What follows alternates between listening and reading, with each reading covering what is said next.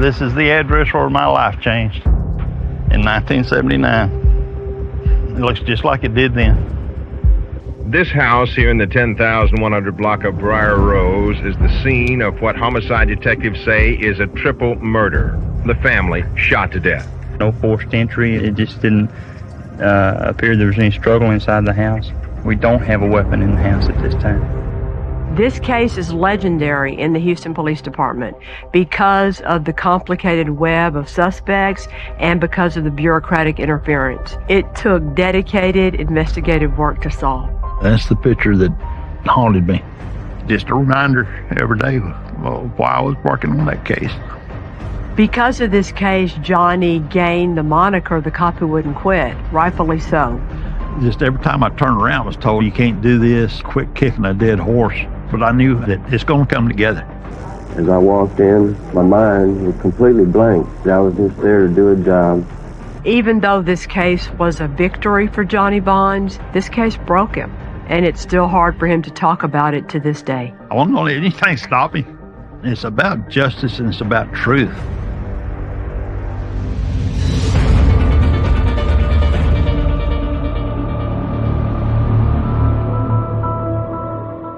On the morning of July the 6th, 1979, a housekeeper that worked at the Wanstroth home went to work, knocked on the front door trying to get in. Nobody answered, so she went to the window and peered in and saw John and Diana slumped over in their living room. And when help arrived, they went inside the house and found that John and Diana had been shot in the head. They called the Houston Police Department, and Sergeant Johnny Bonds responds to the scene. We walked in, and I immediately see Diana Wanstroth laying on the floor in front of the fireplace.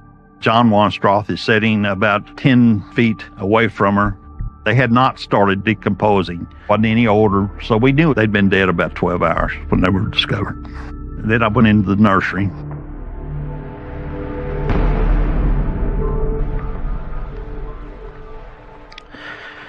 Whew, I can't believe I still get so emotional.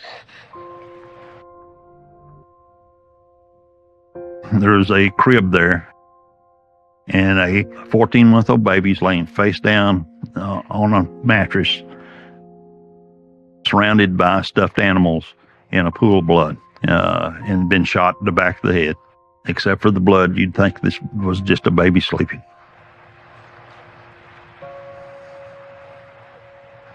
It's hard.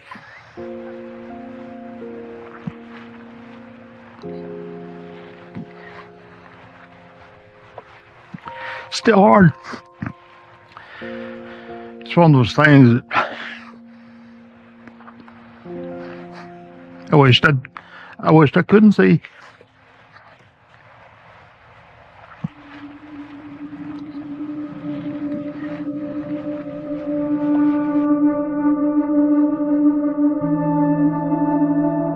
Didn't appear the house had been burglarized or forced entry. I was thinking that probably the husband killed his wife and baby and then killed himself. He was a big man, and he filled up the chair. I thought, well, the gun's going to be beside him in the chair, or it's going to be on the floor under the chair. When we moved the body, there's no gun there. We searched the house thoroughly. Not only was there no gun, there was nothing to indicate they ever owned a gun.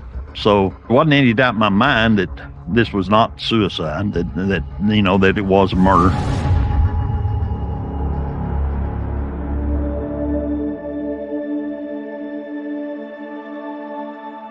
John Wanstroth is a scientist. He's an oceanographer. He developed a computer model to predict the storm surges of hurricanes. It was revolutionary at the time. Diana Wanstroth was almost the exact opposite of John Wanstroth. She was exuberant, she was a socialite, and the trappings of being a socialite mattered to her, where John, he couldn't care less. Everybody was talking about what wonderful people they were. No marital problems, very happy. I learned all this while I'm out talking to friends and neighbors. All the neighbors adored him. John, he was just a delightful, intelligent person, and Diana loved him very much. They had wanted a child, and when Diana realized that she couldn't have a child of her own, she accepted it, and she moved forward and adopted Kevin. It was wonderful. I mean, we were thrilled for her. She was very doting. They'd recently moved back to Houston. They were planning their 10th wedding anniversary. She had social connections. They didn't have any enemies. You know, the first thing I look for is motive at that point. Who would want to kill them and why kill the whole family? And then one of the first thoughts that I had would be money and inheritance. So I started looking at who would benefit from the family's death, and of course it was other family members. John and Diana's estate is worth about $1 million, and that's in 1979. Today, that would be over $4 million. We've seen people killed for a whole lot less. The harder thing here to appreciate happening is that you would also want to kill your own blood and to kill a baby. The day of the funeral, Johnny went to John Wanstrath's family and told them he wanted to polygraph everyone. They were a little shaken up. Now, I did this intentionally for them to be together. I said, you all are going to get money out of these deaths. So I said, unfortunately, you're suspects until I can prove otherwise. They didn't protest. They all agreed to do so. So they came into homicide, and John Wanstrath's family passed the polygraph. After Johnny was able to clear out by polygraphing all of John Wanstrath's family, he brought in Diana's only surviving family member. Diana Wanstrath had a brother that lived in Houston named Markham Duff Smith. Markham comes in with Cindy, his wife. This guy looks like he just walked out of a GQ magazine. He's got on a suit, a tie, perfect hair. Markham Duff Smith says he was home all night with his wife Cindy, and she confirms that. And I said, I'd still like for you to take polygraphs so I can eliminate you and work on whoever actually did this. But now Markham's almost indignant. You know, how long is this going to take? My lawyer told me I shouldn't take this test. You know, and his attitude was just wrong. And Markham, his graph was all over the place. The heart rate, respiration, and perspiration. He failed the polygraph test. Now, at this point, my number one suspect for the murder of the Wanstrath family is Markham Duff Smith. But polygraphs are not admissible in court, and Markham Duff Smith has an alibi backed up by his wife. And then this case took another crazy turn when the medical examiner released his findings. Dr. Joseph Yahimchek is the most respected medical examiner in the whole state, and this is his case. The autopsy results came in 7 months later because for the first time ever, Dr. Yahimchek wanted to do this psychological autopsy with this new expert that he brought in from the outside. Dr. Thomas Waylu, he's also a Catholic priest. He's a psychologist there to work on psychological autopsies. And at that point, this was the first psychological autopsy that had been done in Harris County. It was a political thing. New York and LA both had staff psychologists that did psychological autopsies, and Yahimchek wanted to have the same capability that New York and LA had. I never heard of this. It was a new thing going around in, I guess, medical examiner circles back then. I'm not familiar with it. I never heard of it. Diana had recently been treated for depression. Dr. Waylu believed suicide could possibly run in the family. Diana's mother, Gertrude Zabolio, died from suicide 4 years earlier. So it was understandable if Diana did too.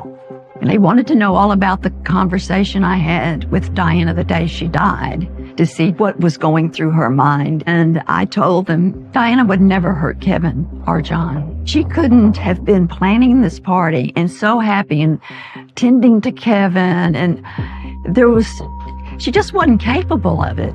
But as Thomas Waylu is doing the psychological autopsy on Diana, he finds a Playboy magazine in the house, and he finds a vibrator. He told me that Diana was probably a lesbian and that she killed everybody because she was afraid this was going to come out. And I told him, I said, you're just making this crap up and saying this might be suicide. And I'm like, well, there's no gun. And Waylu says, well, now you don't rule that out. Somebody could have taken the gun. Maybe you hadn't found it yet. Maybe it's hidden somewhere. And I'm like, how did you kill yourself and then hide the gun? It's like you're creating something that doesn't exist to fit your scenario, and it's ridiculous. When you get a case that's real suicide by the medical examiner's office, we're done. That's a solved case. Front page, murder, suicide. The medical examiner had made his ruling, and it was just like the day I had the call that they'd been murdered. I wanted Diana's name cleared of this horrible thing. When the newspaper came out, I was working on the city desk, and I get a call that morning. The anonymous caller said that they didn't know about the Wanstrath murders, but Diana's mother's death 4 years earlier was not a suicide. Diana Wanstrath inherited like $100,000 from her mother's death. So did Markham. We agreed we would make a deal with Walt Walthauser about everything. It's sort of like making a deal with the devil.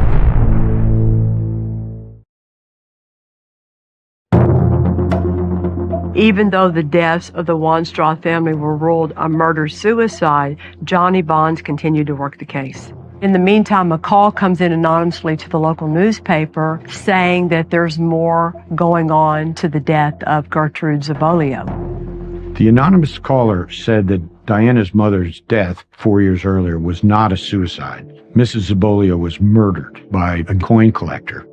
I went to the police, and that's where I met Johnny Bonds. Diana Wanstrath inherited like $100,000 from her mother, Trudy Zabolio's death. So did her brother Markham. After further investigation, found out that John and Diana had done a will about 6 months before they were killed. In the case of simultaneous death, they left everything to their adopted son, Kevin, and named Markham and Cindy Duff Smith as the guardians of the child. And if Kevin had been killed, Markham was going to inherit a lot of money from this. So now Johnny Bonds hears this tip and starts to wonder if Diana's brother, Markham Duff Smith, wiped out his whole family. Detectives that worked on the case entitled to their opinion with any case. I've never known one yet that there wasn't unanswered questions. Adams? I was getting pressure from the homicide captain, more or less saying, back off. I was told, we got to work with Dr. Joe, don't make him mad. He was a powerful man. He made more than the governor or the football coach at University of Texas. But I felt like I owed it to Diana to prove that she was not a killer. If you know Johnny Bonds like I do, you know that he doesn't back off from anything. So Johnny takes this information and starts looking even harder into Diana's brother, Markham Duff Smith. At this point, Duff Smith is the suspect.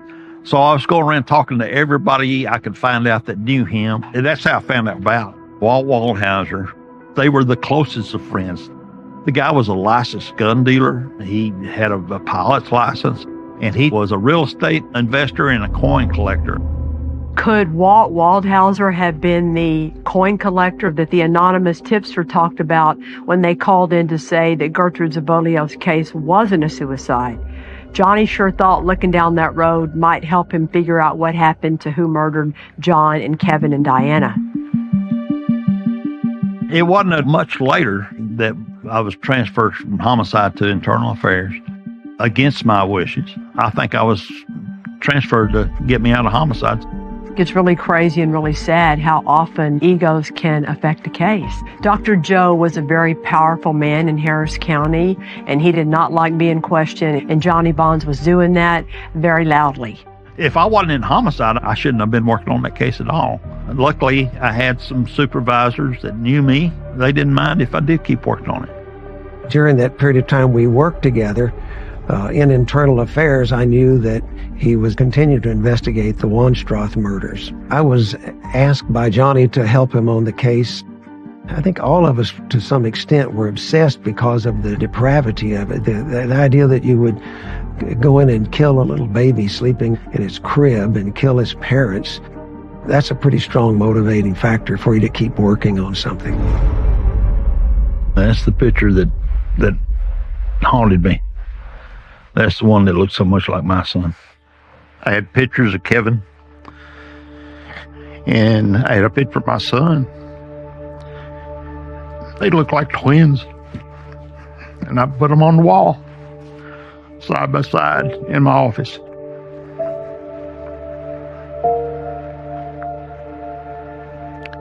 Just a reminder every day while I was working on that case.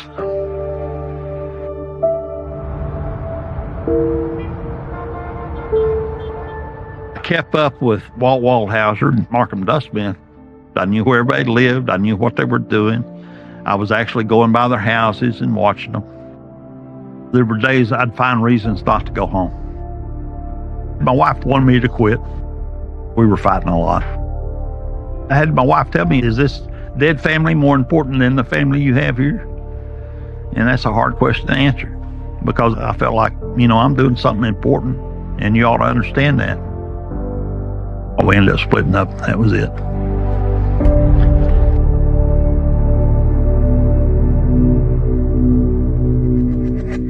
In the summer of 1980, 1 year after the Wonstroth murders, it's discovered that Markham Duff Smith had left his wife and moved into this mansion along with Walt Waldhauser, who had also left his wife. So I wanted to meet with Waldhauser's wife, Debbie Waldhauser. And at this point, Walter and Debbie were getting a divorce. So I basically just approached her. I said, look, I've been working on this case. And Debbie says, I'll tell you everything I know on one condition. You got to help me get my child back.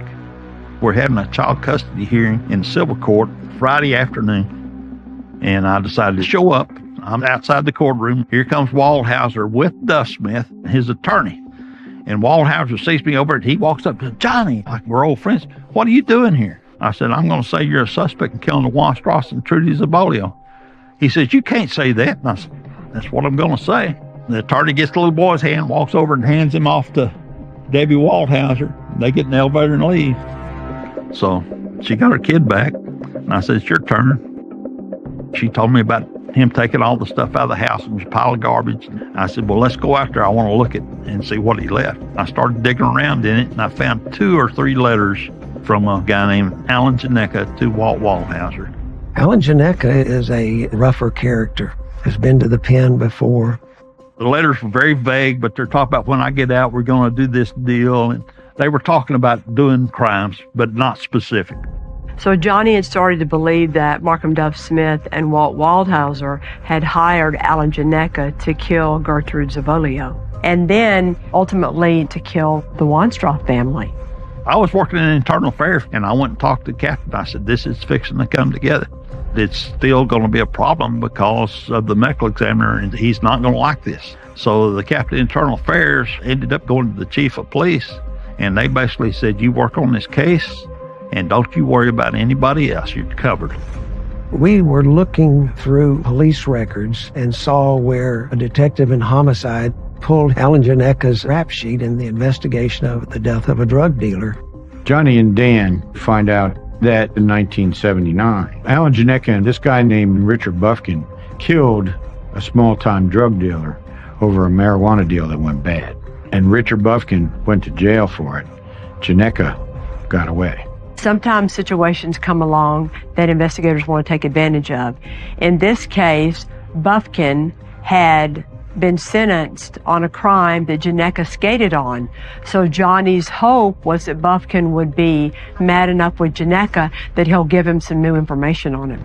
Richard Bufkin, he has paroled out. We traced him down through his family. He calls us and Bonds is able to interview him. Hello? I don't really have the privacy to talk right now. All right, can you get on another line? Hold on just a second, please. Okay. Can I call you? Yeah, sure. Okay. You call me collect. Richard Bufkin said, Janecka abandoned me. He took off and left the country, and I got left holding the bag.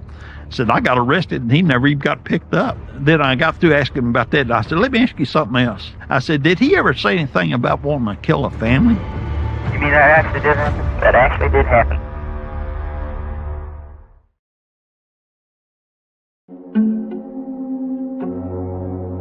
Johnny believed with all of his heart this was not a murder-suicide, and he wasn't going to let anybody get away with it. So Johnny tracked down Richard Bufkin, just doing a long shot, hoping he was mad at Janecka and would say something. Bufkin confesses that he'd been approached to do the murders of the Wonstroth family. He says, Janecka, he asked me if I'd help him kill this family, that he had a friend that wanted his sister and her husband and their baby killed. He told me, I would waste the man and the woman, and he would waste the baby. What he described to you, Richard, did actually take place. Mister, I was in jail. I know you were in jail. You mean that actually did happen? That actually did happen. They killed a man, a woman, and a 14-month-old baby. The baby's asleep in the crib, and they shot it in the back of the head. Yeah, that's just how he told me he was going to do it, too. When he told me that, I cried. I just sat there and bawled. That's the day everything fell in place. That's the day I found out who my killer was. Now that Johnny Bonds and Dan McAnulty have more information on Gionecka and what he was capable of, it's time for them to track him down and start asking him some hard questions. We get information that Alan Gionecka's in the Atlanta area, so I fly out and arrange to meet with the local police to locate him. The local police have identified his girlfriend, Karen Holder. They've been surveilling her and her sister. They work at a supper club in the area, so I go into the club with one of the local officers in plain clothes. We do see the girls talking to some guys at a table. The deputy that I'm with recognizes this man as a former law enforcement officer. So I go talk to him. He told me that Karen had told him that she has a pistol that this guy killed some people with in Houston. There was one bullet recovered at the crime scene. It was a hollow point .22 Magnum round. When the firearms people examined the bullet, it came back 100% to one gun, which had never happened in my whole life. This was 100% Colt Frontier Scout .22 Magnum, like what you would see in an old Western. Very seldom you see a gun like that used in a murder. The next morning, we got to Karen Holder's apartment and knocked on the door. Karen was there with her sister. I then confronted her. I said, I've talked to someone who told me that you have the gun that Alan Gionecka killed some people in Houston with. She gets up, walks to the bedroom, comes back with this pistol in her hand. Dan McAnulty called me and said, sit down. You're not going to believe this. He had the actual murder weapon in his hand. Firearms expert was testing the gun and saying that is the gun that fired the round that killed Kevin. Karen Holder told us where Alan Gionecka was staying in Houston. But our plan was to first have Karen call Alan Gionecka, let me record it. I brought an old cassette recorder with me. She speaks to him for almost an hour on the phone, getting him to make certain admissions, telling him she's nervous about the gun being in the house. I'm going to go throw it in the river. And he's saying, no, Karen, don't do that. I'll come there. Let me get rid of it. And don't say anything to anybody. And you need to quit talking like this over the phone. Once she finishes talking to him, I called Bonds, tell them to go in and get him arrested now. The Sunday before Thanksgiving in 1980, we actually got SWAT out that night to arrest him. He was arrested without incident. He subsequently made a sworn written statement at the police station later that night, wherein he denied being involved. So I'm going to take him back up to the jail up on the 5th floor. So on the way up, he says, look, I want to talk to you. I'm not going to go down by myself on this. He waives his right to a lawyer, agrees to talk to me, and then proceeds to confess to killing the Wonstroth family. We had a confession. We had the murder weapon. It happened so quick. I don't know how to describe it. It's like having a terrible pain and all of a sudden it's gone. But he agreed to tell me in great detail how the planning occurred with Walt Waldhauser, how they secured a gun, and that was the gun that he used. Waldhauser was paying Gionecka through a Western Union telegram. We found the original receipt he signed and filled out. Waldhauser's prints were on that receipt. We already had Gionecka in jail, and then we arrested Waldhauser. At the time that Walt Waldhauser was arrested, we had a very strong case on Alan Gionecka. But dangling out there was Markham Duff Smith, who was the mastermind behind everything. We didn't have enough evidence on him to convict him. We agreed we would make a deal with Walt Waldhauser to get him to testify against Markham Duff Smith about everything. Nobody liked it. because Walt Walthauser was as bad as any person I have ever come across, ever. As far as his moral capability, right and wrong, nothing fazed him. But we didn't have any other choice to go after Duff Smith. It was sort of like making a deal with the devil. That's how we felt. Walthauser agrees if we reduce the capital murders to murders, he gets 30 years and immunity on anything else he tells us. He'll testify that Markham Duff Smith hired him and Janeka to kill the Wannstraths. Walt Walthauser and Alan Janeka are only involved in this crime because they did it for Markham Duff Smith. That's who hired him. That's who the mastermind is. That's who's the most culpable of all these defendants. Sometimes, based on the state of your evidence, and in this particular case, you have to cut a deal. Because if you don't cut a deal, then you're running the risk that the most egregious defendant walks, or maybe even everybody walks. Having to tell a family that you're cutting a deal is awful.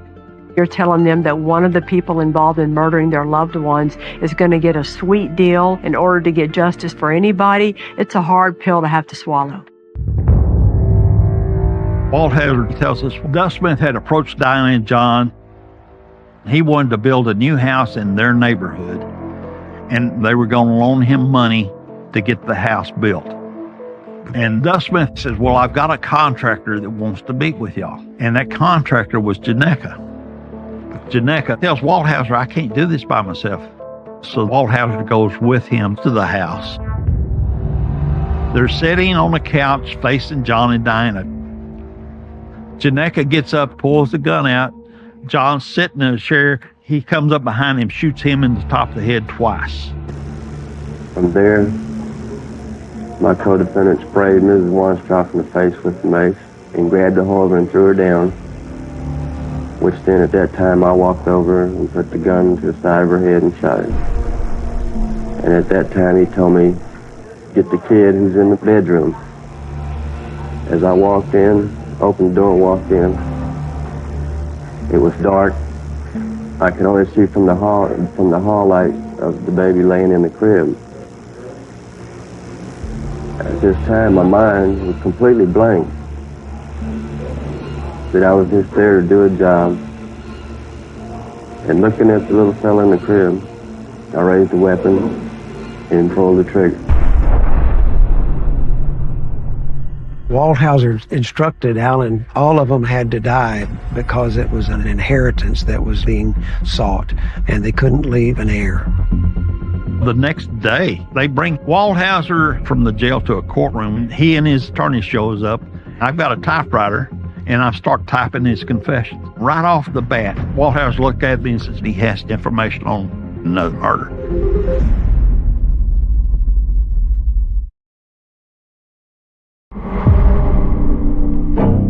We start talking to Walt Walthauser, and he tells us about murder of Trudy Zabolio by Alan Janeka and a guy named Paul McDonald. Paul McDonald was a friend of Walthauser's. Paul told us about the phone call that he gets in 75 that Walthauser has a friend that wants his mother killed. And do you know anybody to do it? So he just looks, hey, Alan, the guy wants somebody killed. Do you know somebody to do it? He said, yeah, I'll do it. Paul McDonald drives the car. They go over to the Bolio house. Alan Janeka goes in, and he's in there an hour or so. He had her write some notes like she was committing suicide, and he placed him around there in her room, and then he strangled her to death. Homicide detectives show up. Medical examiner rules, well, she committed suicide. She choked herself to death. Back then, forensics was not nearly as good and evolved as what we have today. Alan Janeka, he tells me that Markham says, I want proof that they killed his mother. So Janeka had got Trudy Zabolio's driver's license out of her purse. They meet Duff Smith at a coffee shop, and Paul McDonald hands Markham Duff Smith his mother's driver's license. Even though Walt Walthauser found the hitman, because of his deal to give information against Markham Duff Smith, he is not charged with the murder of Gertrude Zabolio. Paul McDonald got 16 years. Gionecca denies strangling Gertrude Zabolio, and even though Johnny and Dan felt like Alan Gionecca was instrumental in Gertrude Zabolio's murder, they just could never prove it. In December of 1980, Alan Gionecca was charged with the murder of Kevin Wanstroth because not only did they have evidence from Gionecca admitting he committed that murder, they also had the bullet recovered that matched Gionecca's gun. Well, they could have charged him with any of the three murders, but they chose the one of the baby because look how emotional that would be to a jury. After Walter Waldhauser confessed he was involved in the death of Gertrude Zabolio and the Wanstrath killings and implicated Markham Duff Smith, the big day had finally arrived, and Johnny and Dan went out to Markham Duff Smith's house. His girlfriend answered the door. Markham was just getting out of the shower. He looks at me at the mirror. He doesn't flinch. He just looks up and he's shaving. I said, Markham, I got a warrant for your arrest. Handcuffed him, took him out. Dan had his personal camera with him, and we're walking out to the car, and Dan says, wait, and he walks in front of us, and I'm standing there holding him like this, and Dan takes a picture. Both sitting there real solemn looking, and I'm kind of biting my tongue, trying not to smile, and I didn't. We actually ended up arresting Duff Smith for Trudy Zabolio's murder. He wasn't charged for the Wanstroth case. He was tried for killing his mother.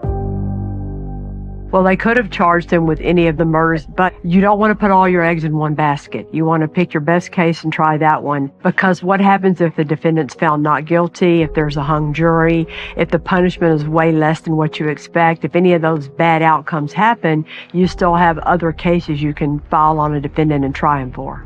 I remember Johnny called, and he said that Markham was arrested. Oh, it was poetic justice. It was relief of a sort. I just remember being so ecstatic that we were getting where we were getting.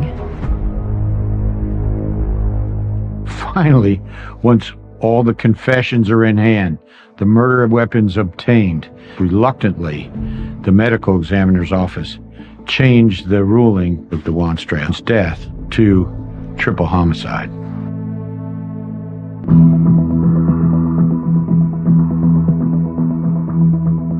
Yesterday, Gionecca's former girlfriend, Karen Holder, told the court he gave her the pistol, saying he'd used it to kill 3 people. But so far, Judge Jimmy James has not allowed her testimony to be heard by the jury. The defense in this case claimed Karen was common law married to Alan Gionecca. We were pretty surprised about that. The judge said, they're married. You can't use anything she said at the time of the offense or since the time of the offense about Alan Gionecca. All of her testimony and statements are inadmissible. In some of the southern states, because it's about the sanctity of marriage, the marriage is more important than getting away with murder, believe it or not.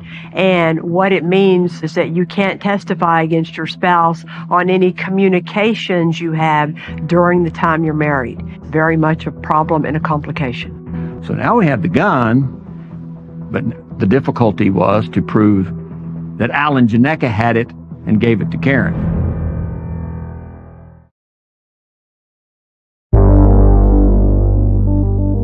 Judge Jimmy James ruled that Alan Gionecca's girlfriend couldn't testify about the gun due to the marital communications privilege. The prosecution needed to figure out a workaround to make that gun evidence admissible.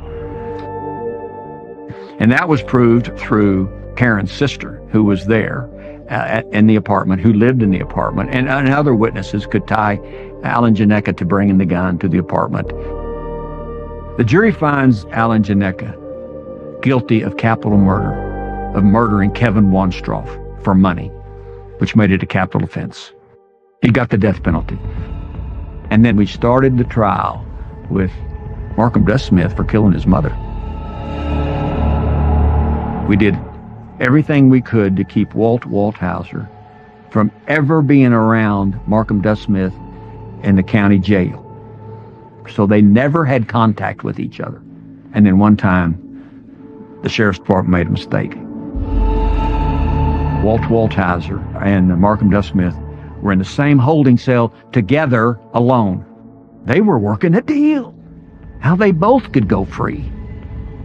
As it turns out, once a con man, always a con man.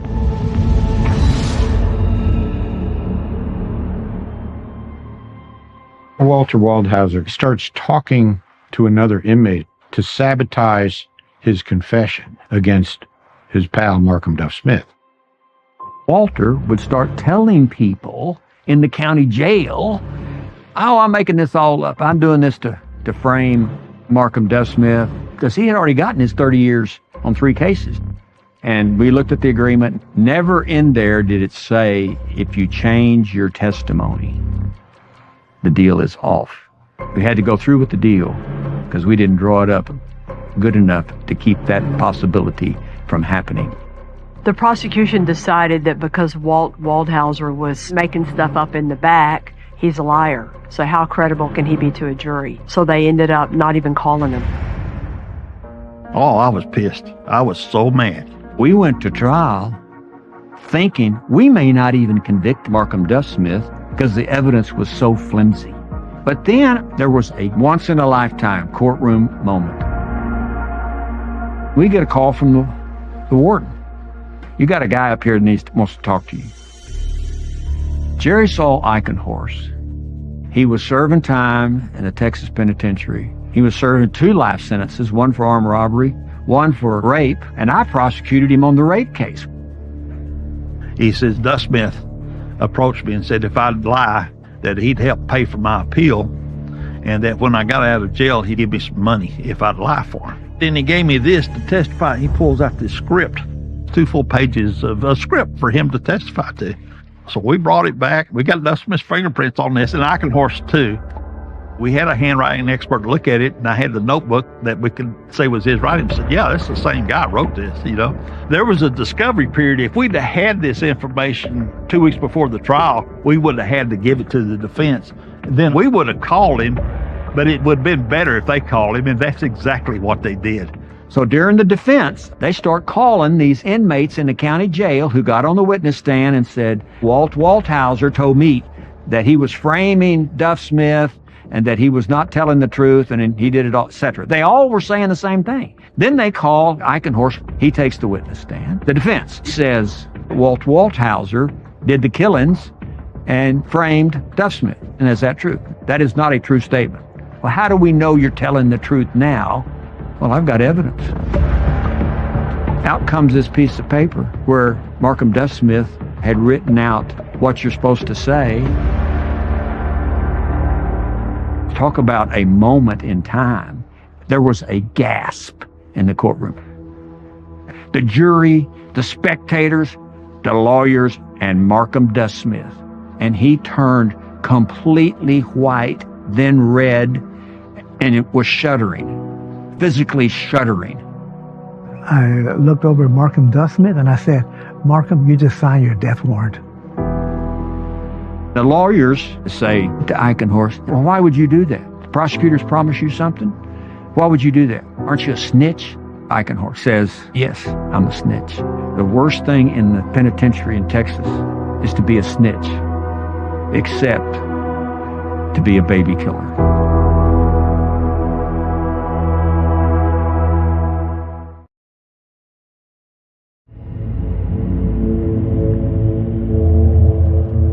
After deliberating for only 40 minutes, the jury in Gertrude Zabolio's murder, where the defendant was Markham Duff Smith, came back with a verdict. The jury comes back and says guilty.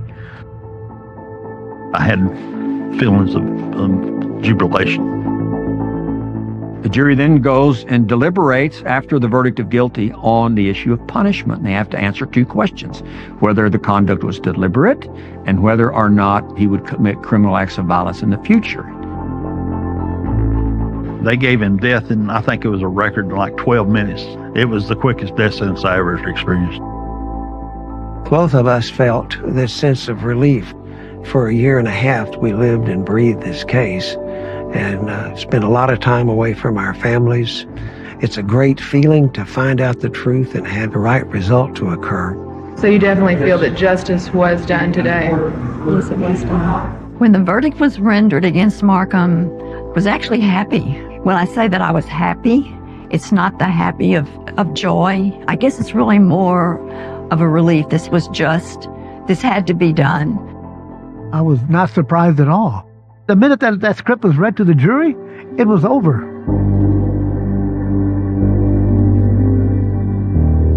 The day of Markham's execution, as he's on the gurney and they're putting the lethal injection in his arm, he confesses, asked for forgiveness, he was a sinner, and yes, he'd killed his family and was eternally sorry for it. I guess it was a surprise that he actually confessed, but maybe his conscience had gotten to him. All along, all I wanted was for Diana, John, and Kevin, and Trudy now, to have their justice and to give us some peace and closure. I witnessed Alan Janeka's execution in 2003. I didn't feel sorry for him, and I didn't feel any great relief. His execution was gentle compared to all the damage he'd done.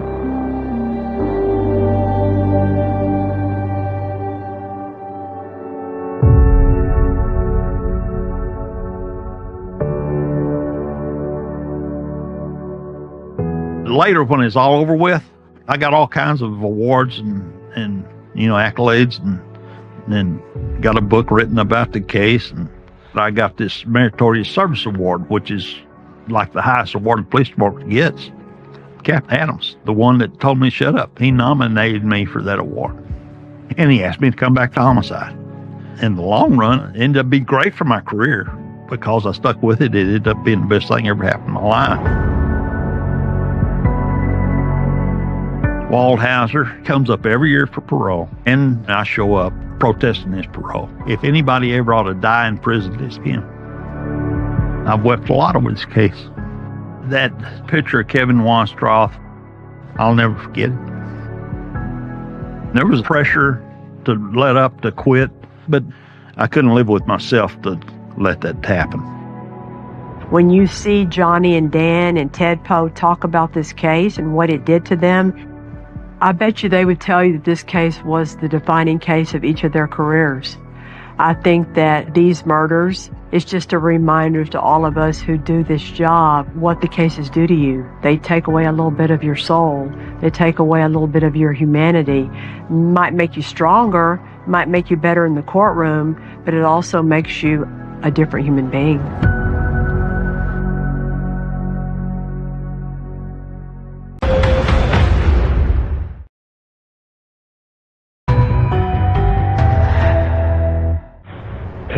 Tara, you gotta get up. Come on. I heard friends popping off. On a quiet night in Houston, Texas, an all-American family is ripped apart when a former NFL player and his beautiful wife are brutally murdered inside their own home. As more and more details of this grisly murder came to light, this facade of the picture-perfect family starts to come apart, and the family starts to point fingers at each other. It was a complicated case. A number of prosecutors get involved, including two that I helped train, one now a defense lawyer, who battle it out against each other. Test firing a weapon? You know what his intent is. Whatever the story is, figure it out. Neither of these lawyers is going to back down as they fight each other and they fight for justice and truth in the courtroom.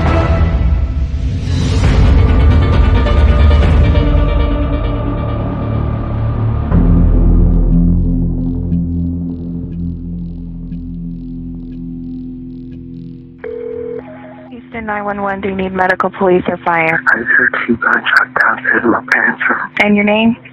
AJ? Any medical attention needed? Yes. I heard gunshots. I don't really know. Did it sound like a handgun, rifle, or shotgun? I'm not good about guns, but I know my dad has 3.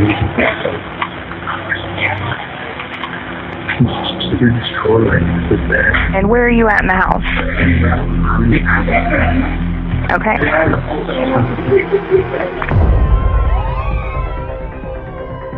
Okay, they're asking you to step out of the house.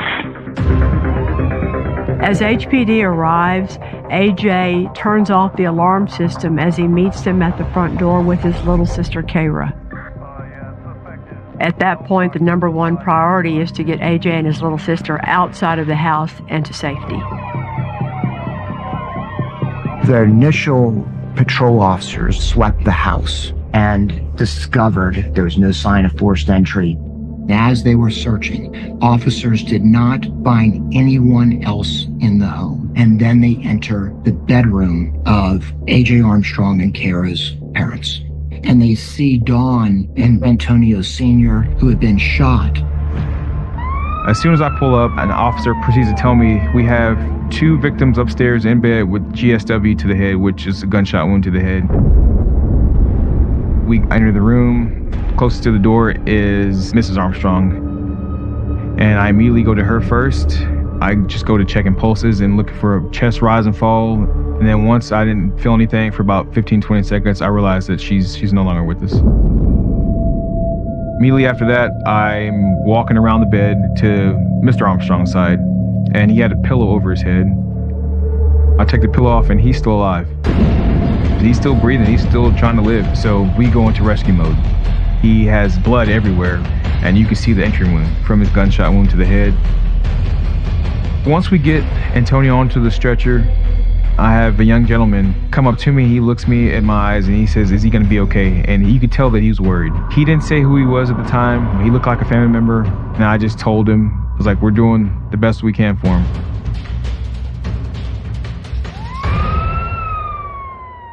While the police are searching the house, A.J. Armstrong calls his brother Josh, who lives right down the street, to tell him about what had just happened.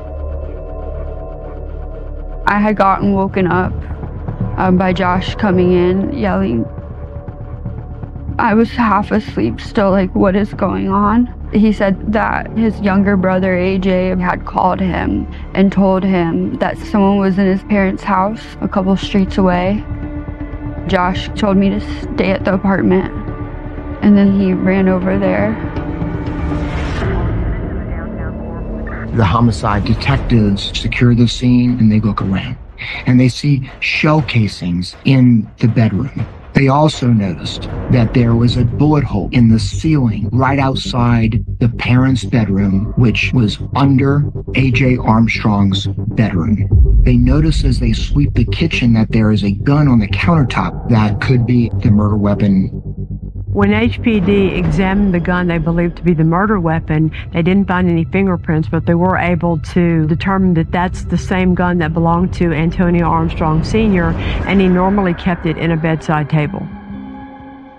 Also on the counter, there is a scratched out note that says, "We've been watching you for a long time." It's like something out of a movie.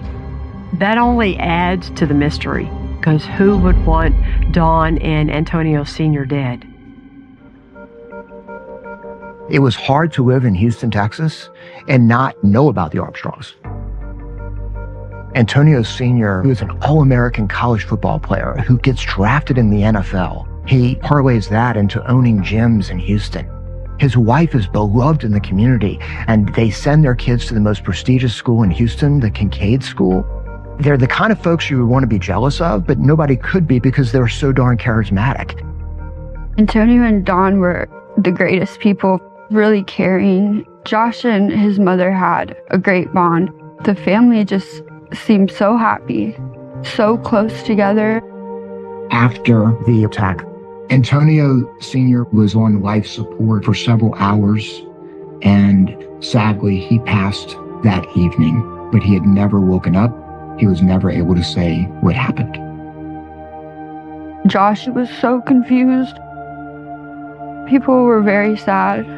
Antonio and Dawn were just all around great people. The police interview AJ, his little sister Kara, and the older brother Josh, who arrives at the scene a little later. Based on that interview and the evidence they retrieved from the crime scene, the investigators are suspicious about what happened that night. So A.J. Armstrong is taken down to HPD and questioned into the early hours of the morning. What's your first name? Antonio. So you're 16? Yes, sir. You know, we need to sit down and talk to you, figure what happened today, what's been going on. It was like probably 1 or 2, and I went to the restroom, and when I came out, I heard the door open, and I thought it was my parents, so I walked downstairs when I heard the 2 gunshots go off, and I ran back upstairs. And when I ran back upstairs, I heard somebody run out of my parents' room and hit the door. And then I don't know how they got out. Well, did you physically see somebody? Or? No, I saw him running. So I just took off back upstairs and went straight to my closet. And that's when I called 911. I just personally felt bad because I saw the guy. I feel like I should have done something. Okay, when you called 911, there's just so much that doesn't match. In a 16-minute 911 tape, he never mentions that there is a masked man in the house. Then hours later, in his statement says, oh, there was a masked man in the house and I saw him running. Ultimately, we need to figure out what happened today. When you start having inconsistencies, It starts making it tough. Because now we're at a loss of trust.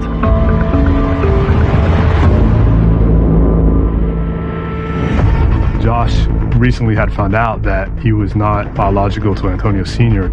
Antonio was a stepdad. He felt like he was kind of the black sheep of the family. Investigators noticed a burn mark at the top of the stairs. That was his first attempt to kill his parents.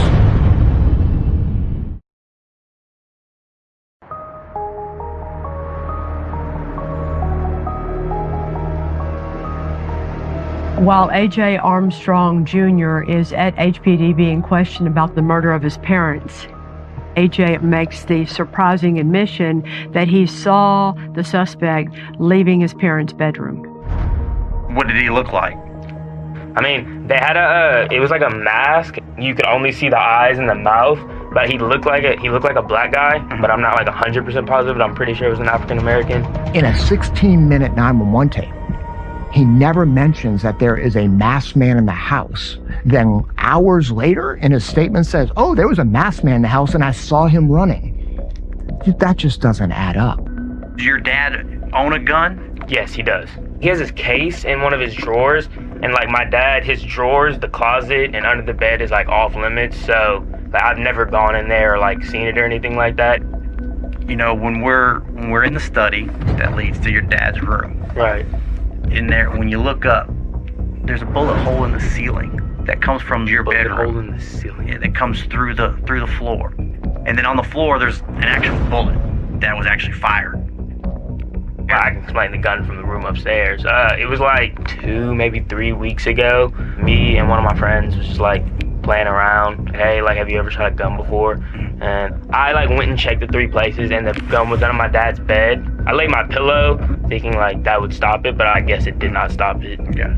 Now, see, and that kind of goes back to what we were saying just a minute ago. You said that you haven't seen it, and then now we kind of give you a little more, and then it's oh, wait a minute, this is kind of the time to clear it up.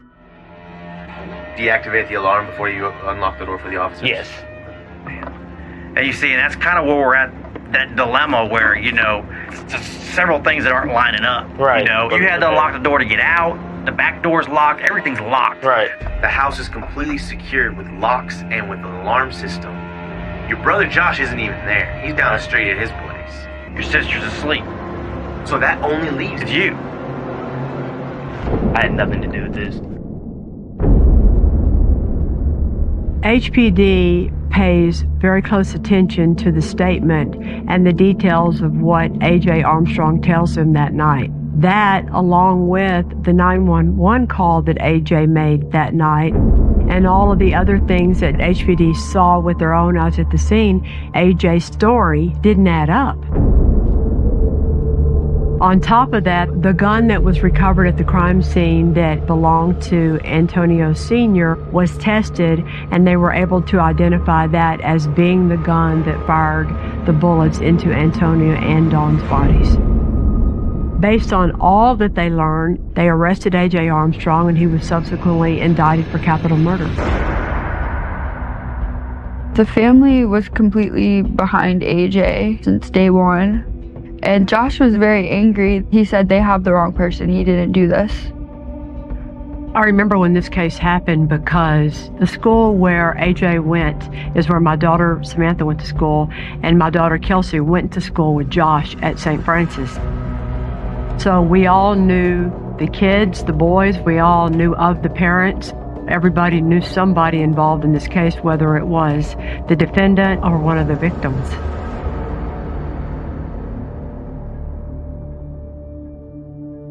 At Antonio and Dawn's funeral, I could really see how much so many people cared about them. People were very sad. It was really hard to see Josh like that. I've never seen anybody that sad and that hurt.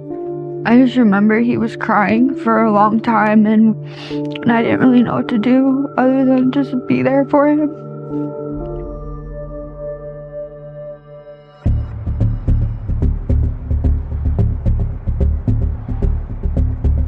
I was brought in to represent AJ when Chris Collins, my co-counsel in this case, called me. Chris Collins was Antonio Sr.'s personal lawyer. When I spoke with AJ's family members about AJ and I learned about AJ, I was like, there's no way this kid could have committed this crime. It just doesn't make any sense. Rick DeToto is now a very well-known defense attorney, but before that, he worked at the DA's office, and that's where I first met him. He was like this stud guy walking around, real cocky, not intimidated by anyone. When I heard that AJ Armstrong hired Rick DeToto as his lawyer, I thought, ooh, good move. AJ's initially charged in juvenile court, and one of the things the prosecutors in juvenile court can do in Texas is determine if they want to certify someone as an adult. Prosecutor filed a petition to certify him. We had a hearing. The judge in the juvenile court certified him as an adult. Because AJ Armstrong was only 16 years old, he is able to be released on bond, and he's placed in the custody of his grandmother, Kay Winston. Before the trial, there's still evidence that can be gathered and collected to get the case even tighter and cleaner and stronger. In the weeks following the murder, HPD begins putting together its case, along with the prosecutors, which includes the evidence they retrieved from the crime scene, as well as the alarm records and cell phone data. Text messages showed that the family relationship from the outside it's perceived as good, but it was volatile from within. Through the text messages, we learned that there were issues between AJ and his parents. There were events leading up to the night of the murders.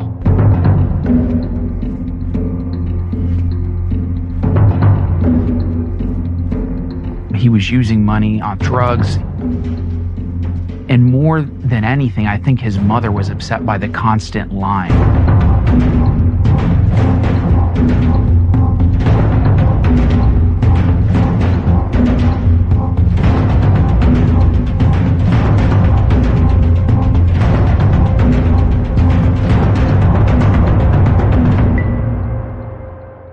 It was a boiling pot from within inside the four walls of that house. But it's actually A.J. Armstrong's actions the days before this murder that was one big piece of our puzzle to point to one direction of who killed the Armstrongs. He fired a gun in his room through two pillows down to the second floor. Also, investigators noticed a burn mark at the top of the stairs. Now, it smells like gasoline on the carpet. AJ said he had just dropped a match. Well, when you look at it, clearly that is not what would happen if somebody just dropped a match. They found a bottle in his room. They tested it, and it came back to having gasoline inside the bottle. If you look at where that burn mark is, it's at the top of the staircase, right outside his parents' bedroom. And so if that lights up the house, the parents can't get out. And in fact, Dawn sends a text message to her other son, Josh, who lives down the street, saying, AJ tried to burn the house down. It's no surprise when you put it all together that he ended up in that bedroom shooting both his parents. Defense attorney Rick DeToto says the 16-year-old is a victim in this case, not the perpetrator. He's a great kid from a good family, and there's absolutely no motive why this happened. It doesn't make sense. It was really a brilliant, I believe, move on the part of the defense attorney is to try this case out into the public before it ever hit the courtroom. That created a feeling in the community of, is this kid being railroaded? While A.J. Armstrong has the support of most everyone in his family, especially his grandparents, that same family turns on, surprisingly, another member of their very own family. Josh recently had found out that Antonio was his stepdad. And when Josh found out that he was not biological to Antonio Sr., it affected him. According to the family, there was some jealousy with Josh, the way they were treating AJ and the way they were treating Kayra, and how he felt like he was kind of the black sheep of the family. So we presented Josh Armstrong as an alternative suspect in this case.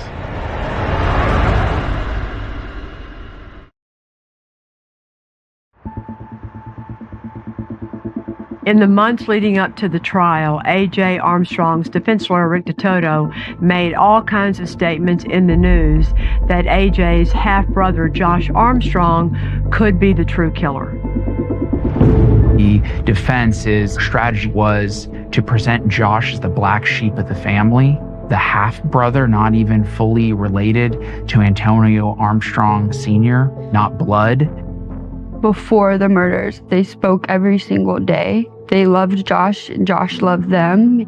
That was his real dad to him. Josh and I had been together for a little bit over a year before the murders. We met in college. We just connected so well. And probably within that month, we started dating. But Josh's behavior after the murders completely changed. At first, it was just depression, but then a week or two later is when I started seeing the paranoia come out. He felt that if somebody went after the parents, what's to stop them from going after him and I? I don't think that Josh knew his family was saying that he's the one who did it. Despite all of the defense's theories that Josh Armstrong was the true killer, he was never truly considered a suspect by HPD because at the time of the murder, Josh always had a hard, firm alibi that he was with his girlfriend, Hannah.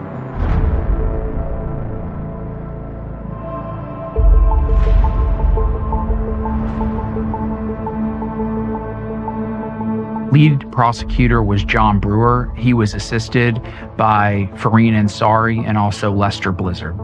The prosecution leaned a lot into motive. They were trying to get into the mind of A.J. Armstrong. They are presenting a lot of evidence regarding grades and drug use and the taking away of vehicles, trying to pin basically the motive in front of the jury as to why A.J. Armstrong killed both of his parents. He had failed out of the prestigious Kincaid School. His car was taken away from him and he couldn't see his girlfriend. To a teenager, that's their entire world. The people who took all these things away from him, they ended up dead. Other than motive, the strongest evidence the prosecution has are his actions leading up to the murder. The prosecution is also presenting a lot of evidence regarding the alarm records. The records said that the night of the murders, the alarm was set, the door was locked, there was no sign of forced entry. So the prosecution was arguing because the alarm system was on and the records showed that no one came in or came out, that there was no way anyone else could have done it except for AJ. What they didn't know was that Josh had access to the house. And we had an alarm expert that could show that the way the zones were set up in that house, the door coming into the garage, if it was cracked, and we had testimony from the witnesses that that door frequently wouldn't close all the way, it would leave the front door open, meaning that you could open and close the door without the alarm going off.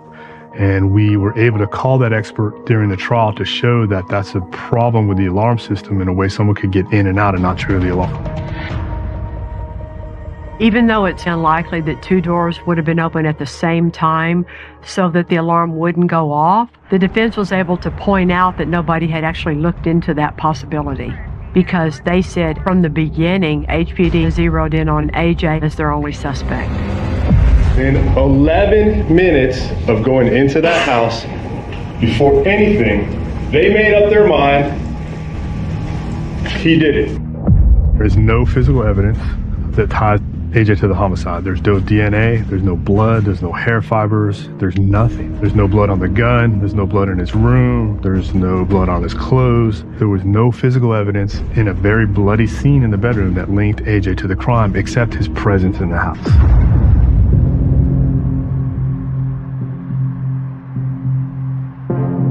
The jury deliberates for several days, and they're unable to reach a verdict. Trial comes back as a mistrial. There were 8 jurors who believed he was guilty beyond a reasonable doubt, and there were 4 who didn't believe the state proved it beyond a reasonable doubt. It was that trial team's belief that the jurors were saying, it's not like we don't think he did it, but there were people in the room that knew the consequences, that they were going to send someone to prison for the rest of their life on a crime they did at 16. And with the family supporting him and people believing in him, they just emotionally couldn't do it. I was very relieved. Anytime our clients get to go home is a good day, but I also knew it was going to come back. When a jury is hung and a mistrial is declared, the usual answer is, we're going to try it again. The difference in this case is that you have the family of the victims, who also happen to be the family of the defendant. They do not believe the case should be tried again. We can't move on with our lives, and we can't forget what we've been through. With all that pressure coming to bear on the DA's office, what's going to happen next?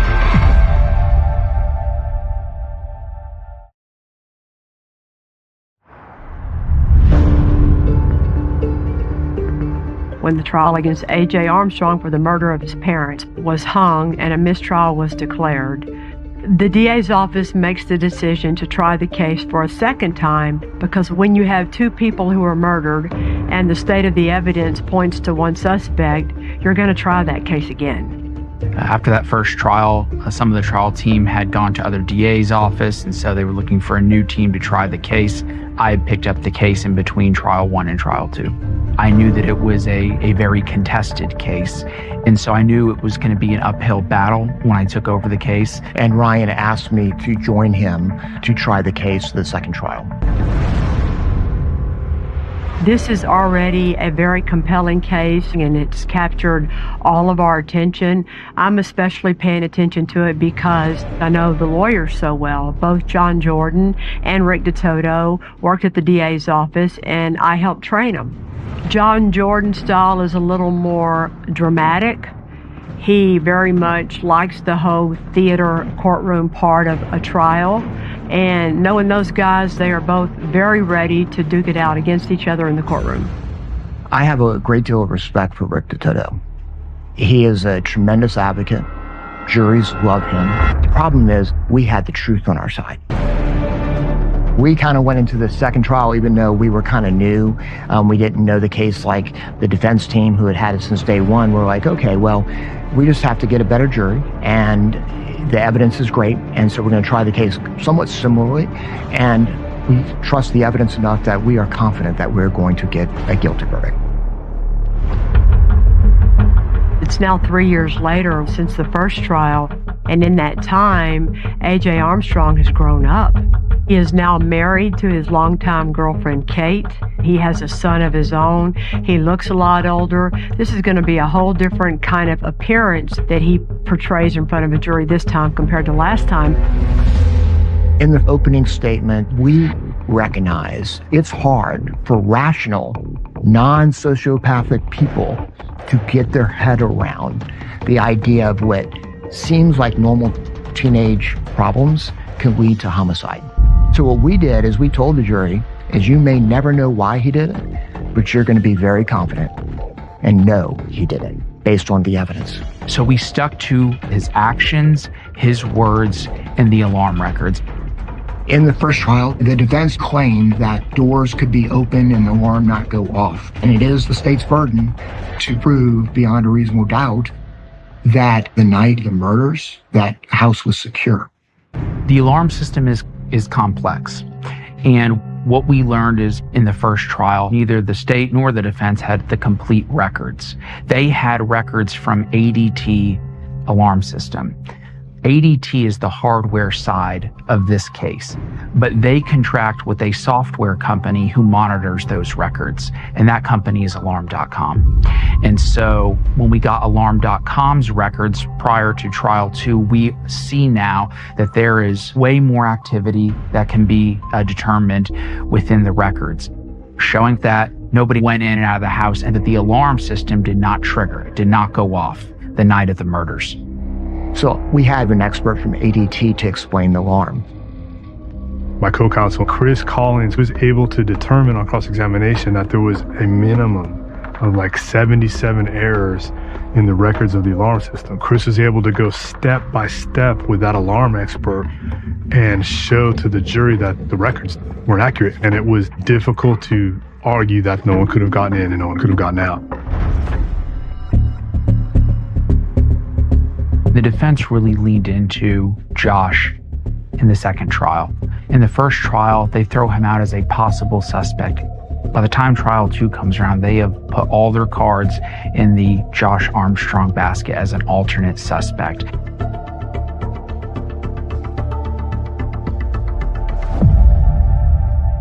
What we brought to the second trial that we didn't bring in the first trial was we got additional records regarding the alternative suspect's mental health history, and these records were extremely detailed.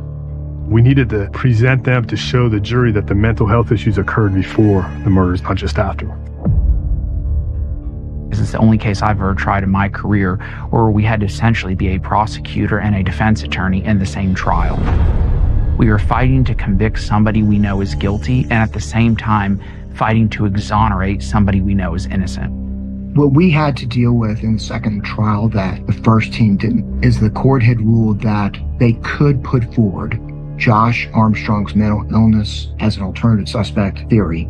Not only did we have a very good expert witness to rebut that in a psychiatrist, but we had the person who knew Josh the best, his live-in girlfriend, Hannah Pallon. Hannah Pallon testifies as to where Josh was the night of the murders, and she also provided a lot of correcting the things the family was trying to portray about Josh. I testified at the trial because I felt like I needed to be the one to say, this is all not right. Josh was never like this before this happened, before his parents were killed. There was never any sign of mental illness. There was no sign of depression. He had a bright future. He loved his family. And what AJ's lawyers did up there was disgusting.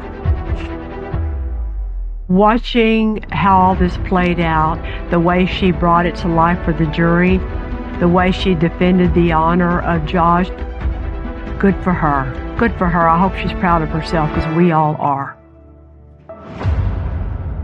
When the jury went out for deliberations in the second trial, I was as confident as I always am. And as the deliberations lingered and as it went on and on, started getting worried. They came back, they too could not reach a verdict. And I felt like I had been punched in the gut. But this time it flipped. It went from 8 not guilty to 4 guilty. So when they came back and there were more jurors for not guilty than guilty, it was tough to recover from that. It is. It's somewhat humiliating. We're going in the wrong direction. I mean, what are we doing here? It was devastating. After that second trial ended in a hung jury, you have 2 prosecutors who just lost trial number 2, and a decision has to be made. Do we try this case for a third time? The elected DA is the person who makes that decision. So when John Jordan and Ryan Trask made the commitment that they wanted to try this case a third time and do it again because they knew what the evidence was, that's the representation they made to their boss, and that's the decision that was made because they believed in this case. But then there was a groundswell of supporters for AJ. Things started gaining momentum where people were like, enough is enough. Leave this kid alone. You sent your best prosecutors, you sent all your evidence, you sent hundreds of witnesses, you spent millions of dollars to go after this young man, and you can't get him. Let him go.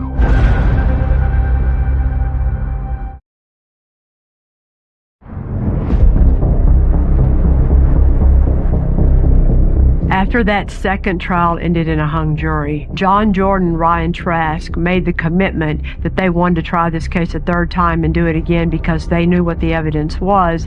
But in the first trial, the split was 8-4 for guilty, and in the second trial, the split was 8-4 for not guilty. So the prosecutors knew they were facing even more pressure from the court of public opinion to try and make sure they got a verdict in the third trial.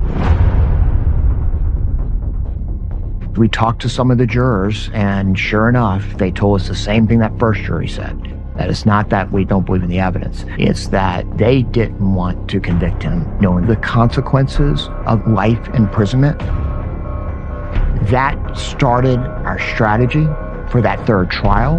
We were going to do everything different because a fool does the same thing over and over again. So we were ready for the third trial and presenting our case in a very different way.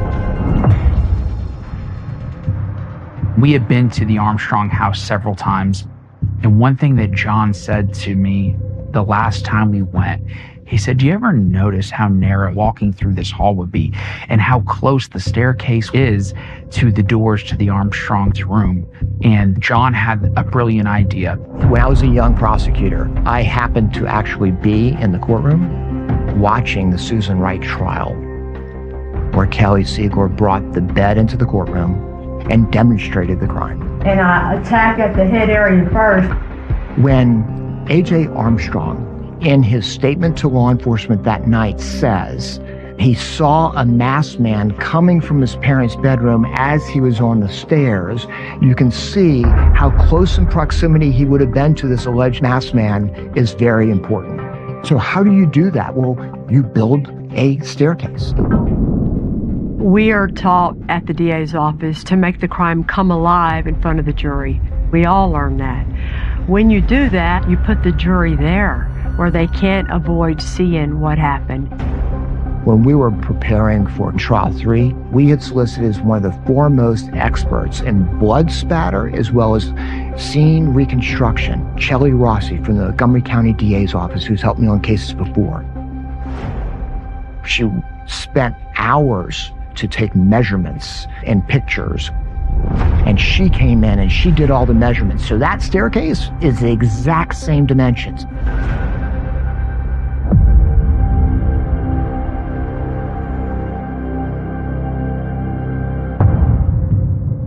We placed the staircase away from the end of the jury box so they would see how close in proximity A.J. Armstrong would have been, if you believe his statement, on the staircase to this alleged made-up assailant who had a mask on. And so 2 things would have happened since it's so close, literally 3 feet and 3 inches, is 1, being that close, the assailant would have killed A.J. Armstrong and not allowed a survivor in the home. Or 2, 911, do you need medical, police, or fire? I heard 2 gunshots downstairs in my pants room. The very first words out of your mouth when you call 911 immediately afterwards was, "There's a masked man in my house." Can't run from it was an excellent point by them. In the very way that the first 2 juries tried to avoid that cold reality of how horrible this crime was, we were not going to let them do it. They were going to have to see it. They were going to have to confront it. Well, now we're going to bring the bedroom into the courtroom. So we set up a mock bedroom. I thought it was important for the jury to see if there was an unknown intruder that came into the home in the middle of the night to retrieve Antonio Armstrong's firearm, that they would have to come into the bedroom, walk around the king-size bed over to the nightstand, go into the bottom drawer, remove the firearm, assume that it's loaded, come back around to Dawn's side of the bed, and fire 4 shots in the middle of the night. I think that out of all of the assumptions that it was an unknown masked intruder, to do that was just ludicrous. Reconstructing the bedroom was straight out of the Kelly Siegler playbook. It's effective, but it's like show and lights and smoke and fog and mirrors. I think it was just over dramatic.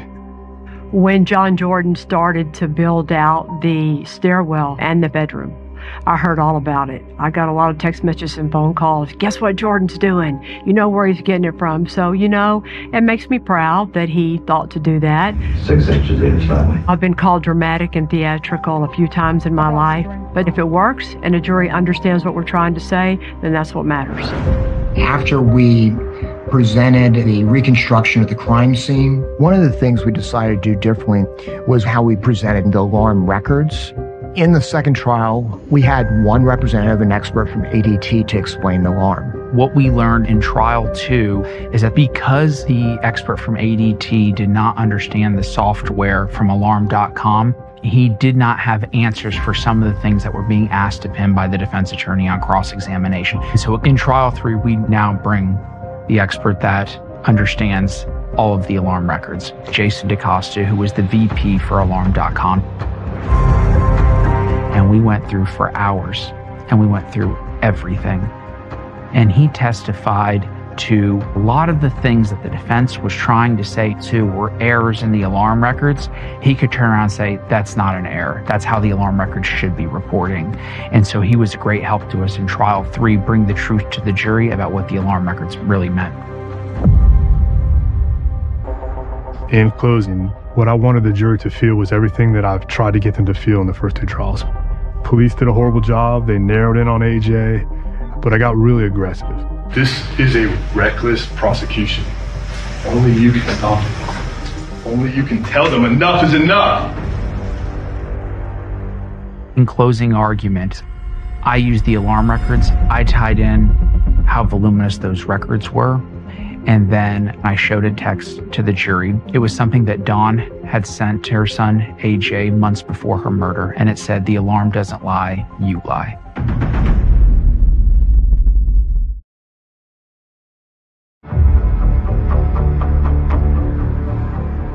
After 2 hung juries and an exhausting third trial, the prosecutors are making their final argument to the jury in closing statements. Because this defendant has the ability to fool everybody, but he couldn't fool Mama. Towards the end of my closing, since it became a decision for the jury, was it Josh or was it AJ? We ended it with what we truly believed. I want to end this trial attempting to give a voice to daughter. You are the only people in our community who, with your verdict, can exonerate my innocent son by holding my guilty one accountable. You could see her saying that. It has been an emotional 1.5 years. And I told John, if he's not convicted on the evidence we just presented, it will never be good enough. We, the jury, find the defendant, Antonio Armstrong Jr., guilty. Our heart goes out to the family. We understand they're going through a lot. It's just their truth is not the truth, but our heart goes out to them because they are victims. Because he was found guilty of capital murder is an automatic life sentence, and because he was 16 at the time of the crime, he'll be eligible for parole in 40 calendar years. It's the worst moment of my career. It's a complicated emotion in that I know I fought my ass off for him. I gave a lot for that young man, but I still felt like I let him down. Obviously, the work that all these lawyers did is pretty impressive. To be able to change their strategy based on how it played out in the last trial and move forward and stay so invested in this case speaks a lot to what good lawyers they are. I think Antonio and Dawn would be proud of their son Josh. I even think they would forgive AJ for what he did because that's the kind of people Antonio and Dawn were. But I know Antonio and Dawn have to be proud of the fact that we're getting the truth. I think Josh is the ultimate victim of these murders, and to be so compassionate for your family and believe that you are one of them, only to see what played out in those trials. I don't know how somebody recovers from something like that. I'm sure he's seeing the news and seeing how he's being portrayed. Frankly, we think Dawn would have been appalled. And yes, it's two people who never met her, who is going into that courtroom, giving her a voice and holding the truth accountable and exonerating one son by convicting the other. Until the end of my career, I will be very proud of what we did to do that. With A.J. Armstrong finally being found guilty in the courtroom, I think the hope for all of us is that Josh can walk away knowing in his heart he didn't do anything wrong, and he can go try and live his best life without anybody in his family on his side. And that's going to be really hard for him to do, but I think that all of us really hope that he's able to do that.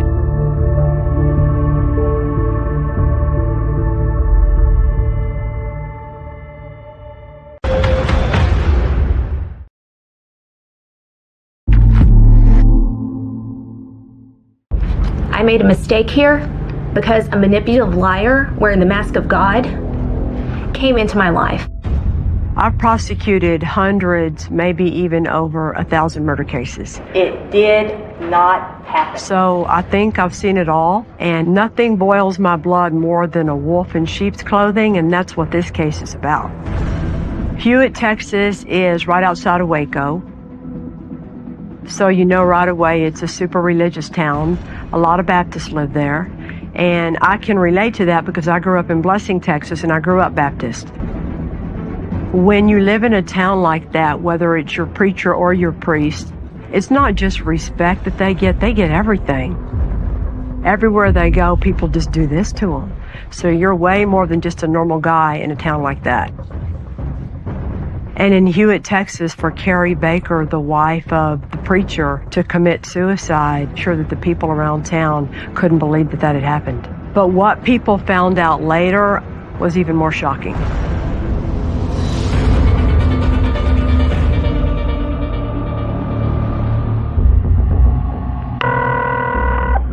Hey, with 911, do you have an emergency? Yes, I think my wife just committed suicide. My wife is laying in the bed, and her lips are blue, hands are cold, and there's a note that says, "I'm sorry," basically. Is she conscious? No, she's not. Breathing? No. She's not breathing at all, no pulse or anything. Carrie's husband, Matt Baker, says he and Carrie were at home. After 11 o'clock at night, she asks him to go rent a movie. He comes back to the house just before about midnight. He comes in. Carrie Baker is laying on top of the bed. She is not breathing. She has no pulse. He calls 911, and he is desperately trying to save her. When the Hewitt police arrive, they see Carrie lying on the floor, some wine cooler bottles on the bedstand, a pill bottle with 2 sleeping pills left, and the suicide note. Matt Baker tells the officers that his wife has been seeing a counselor, and she had talked about suicide. More so recently, he says. The ambulance attendants get there and find, as he has described, Carrie Baker is lifeless, no pulse. According to Matt Baker, she was on the bed, but he moved her onto the floor. He's trying to give her CPR. He's trying to save her life. To no effect.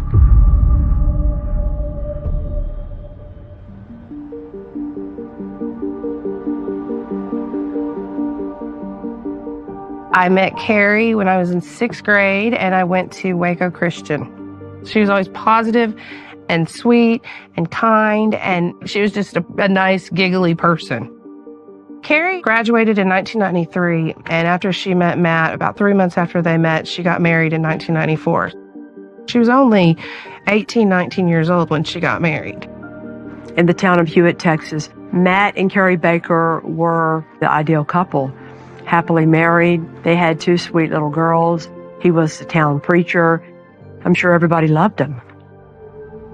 In 2006, Matt Baker is the preacher of the Crossroads Baptist Church in a small suburb of Waco called Hewitt. If you know our children or not, it's my wife, Carrie. Carrie believed that faith was very important to her, that her husband was a representative of that faith, and that her job was to support him. She had her daughters. They were the love of her life. Kenzie was born first, then Cassidy. Then she got pregnant with Grace. Cassidy was Carrie's daughter who had passed away.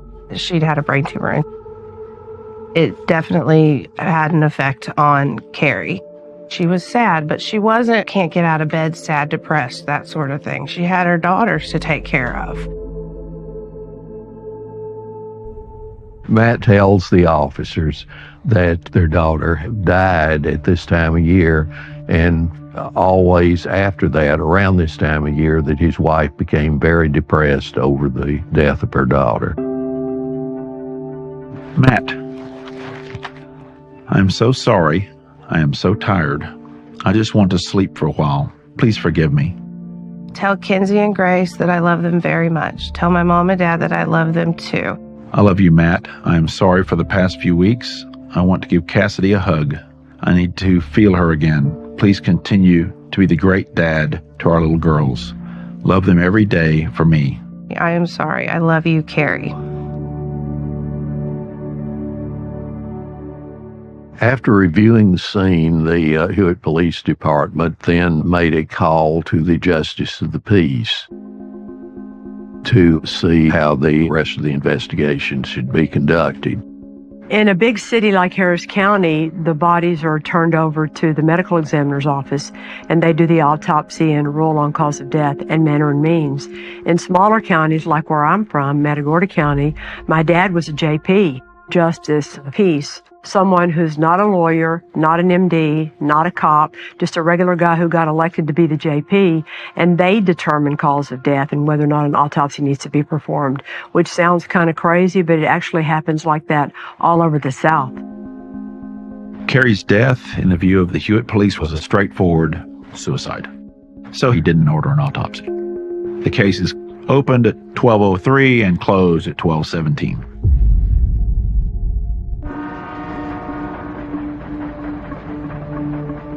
Waco is a very, very unique place. It's a Baptist town with Baylor University. People gather around. People know one another. They know what's going on. They take care of one another. Somebody has a baby, there's a meal chain. If someone gets sick, if someone passes away, same thing. Everybody rallies together. After Carrie's death, Matt Baker's church family, they were devastated. They were a close-knit congregation. He'd lost a daughter, now he'd lost a wife. In the book of Job, he's a very righteous man, but his wife is taken away and all of his children are killed. Everything is taken away from him, but through his faith, he's able to rise again and he gets another family, and God gives everything back to him sevenfold. A lot of people, and Matt himself, kind of looked at himself as a modern-day Job in that way. Carrie Baker was found deceased early Saturday morning, and Matt wanted the funeral as quickly as possible. And so it was held on the first day after Sunday, on a Monday. A week to the day after Carrie had passed, Matt was back preaching, and people were just, oh, we just got to be there for you. We have to take you in. We have to take care of those girls. And everybody rallied around Matt. And it wasn't too long after Carrie's death that the shock wore off of the family members. They don't think that Carrie would leave her two daughters behind like that. Yes, Cassidy did take a toll on her. And yes, every year during when she passed away, she thought about her. It doesn't mean that you stop life. You keep going. And especially growing up where we grew up, you rely on your faith and you keep going. It just didn't seem real that Carrie would have killed herself. Within a couple of weeks of Carrie's death, the Doolans, Carrie's parents, they're going back to the police, giving statements. Well, this is a statement from James Doolan, Carrie's dad, that gave to the City of Hewitt Police Department. He says, "In the beginning, I believed my sweet daughter took her own life. I no longer believe that." They asked the police to look into this further, to talk to Matt Baker again, to consider doing an autopsy. The Hewitt police were interested in helping reach their conclusion. And what do you need to know? This was a suicide. Carrie's parents needed help, and they called me. I'm a former federal prosecutor, been a lawyer for 30 some odd years. Carrie Baker's mother, Linda Doolan, came to my office and she wondered if I could help her. She's telling me that there were strange little hints that there's something afoot here. 2 or 3 weeks after Carrie's death, the daughters say the pictures of their mother on the refrigerator in the house are gone. And Matt Baker tells Carrie's parents, the girls, they need a new mom. They're ready to move on. It appears that Matt's erasing Carrie's existence. Another thing that made the family even more suspicious, Matt and Carrie were on the Doolan's phone plan. They received a phone bill, and they noticed that after Carrie's death, there were a lot of phone calls made from Carrie's phone. When Carrie's parents confronted Matt about this new activity on the cell phone that used to belong to Carrie, his answer was that he had given his wife's phone to another member of the church that he had recently begun counseling. Matt tells them that he's given it to Vanessa Bowles, who is going through a divorce, and they were just friends. And the Doolans started wondering, is there a little bit more to this than he's just counseling a divorced woman with a child? As I'm talking to Linda Doolan, I'm respecting immediately her assessment. And I thought, this family deserves answers. Simply doing it was the right thing to do. That's why I became the Doolan's lawyer. And so we decide to do a private investigation of an unsolved death. Not just in small towns, but anywhere. If you're a family member and you think that you need to have your own private investigation done to try and overturn law enforcement's thinking on a case, you have a very, very steep road to climb. First difficulty is always going to be you don't have any access to the real file. You might think you know what somebody said or saw or did, but you really have no clue. Bill Johnston knew what I'm telling you right now. This is going to be harder to do than y'all think. We need something to use the law to get documents, to perhaps talk to people. And I came up with a notion. I think I'll sue Matt Baker for wrongful death. The crime scene photos are not consistent because of the condition of her body. State calls Vanessa Bowles. What she was telling was so horrible. And in fact, it gets worse.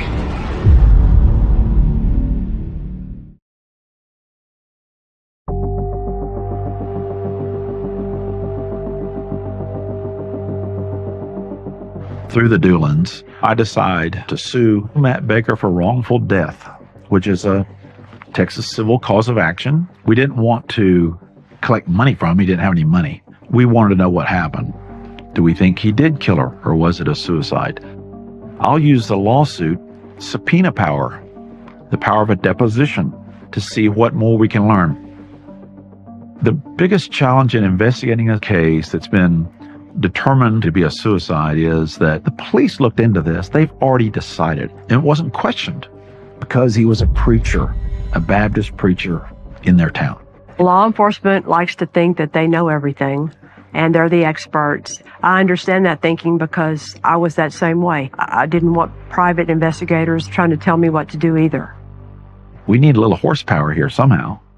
And so a Texas Ranger who'd done some great work for me named Matt Cawthon came to mind. Texas Rangers are legendary. Their look, their reputation, some of them are the very best at what they do.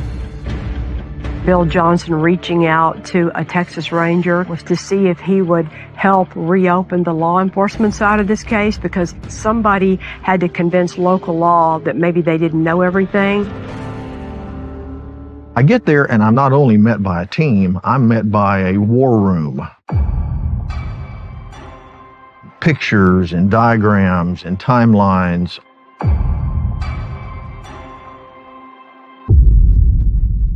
The first red flag regarding the initial investigation was that there were fewer than 10 photographs taken of the death scene.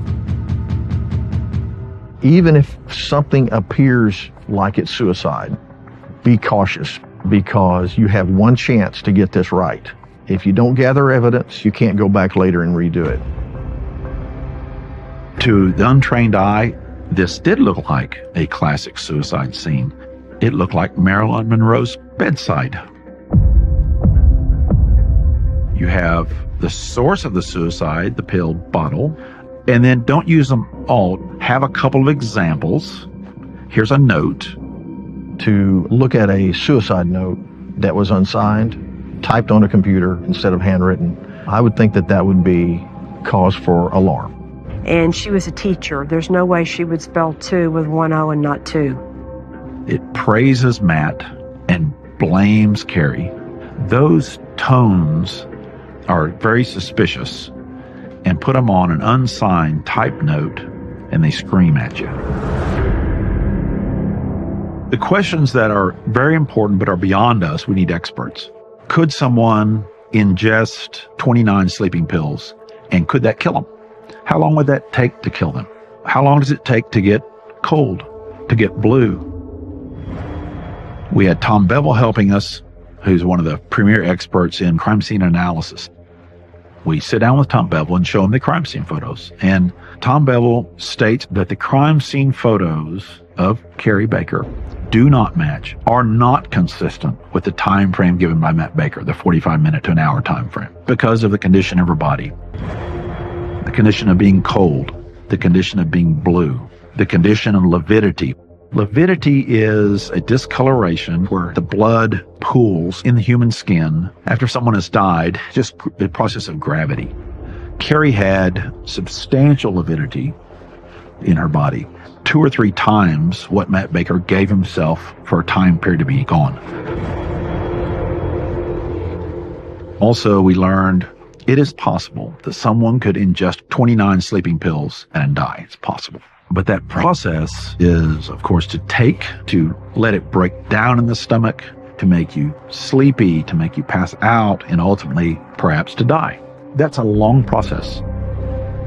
Matt Baker was given great latitude in his story, and it wasn't questioned. You hold your preachers up to a higher standard. You never think that your preachers are going to do anything like this. You don't even want to suspect them. It's got to be a sin to suspect your pastor, right? Word had gotten around town about the circumstances of Carrie's death and her suicide, and then someone came forward with good information. Around the time her funeral happened, another preacher was flipping through Carrie's Bible prior to the service and found something very interesting inside. This is dated April the 2nd, 06. Peace. Lord, grant me peace. Calm my soul. I feel like I have so much worry and I can't get a hold on it. Lord, be the center of our relationship. Lord, I'm asking for you to protect me from harm. I'm not sure what is going on with Matt, but Lord, help me find peace with him. She prays to God to protect her from harm. And then she also says, I'm not sure what's going on with Matt.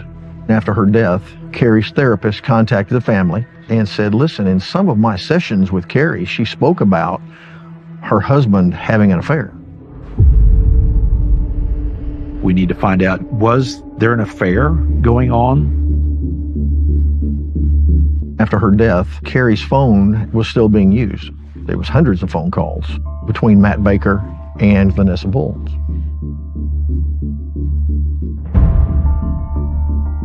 Vanessa Bowles was younger, very attractive, newly divorced. She was a single mom. Why would Matt Baker give Carrie's phone to a single woman? Now we're very interested to know, did this relationship with Vanessa Bowles predate the murder?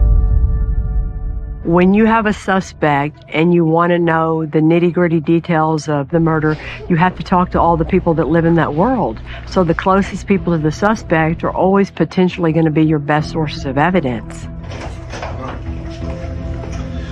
Sorry to keep you waiting. When you meet a witness the first time, like Vanessa, to try and get them to talk is a huge challenge because they might realize that society is not going to judge them nicely. And number 2, they might actually be involved in the commission of the murder. Or maybe it was just that she's the trigger, she's the motive. What is it in that spectrum? And that's why they needed to talk to her. It's extremely important for you that you're honest with me about everything.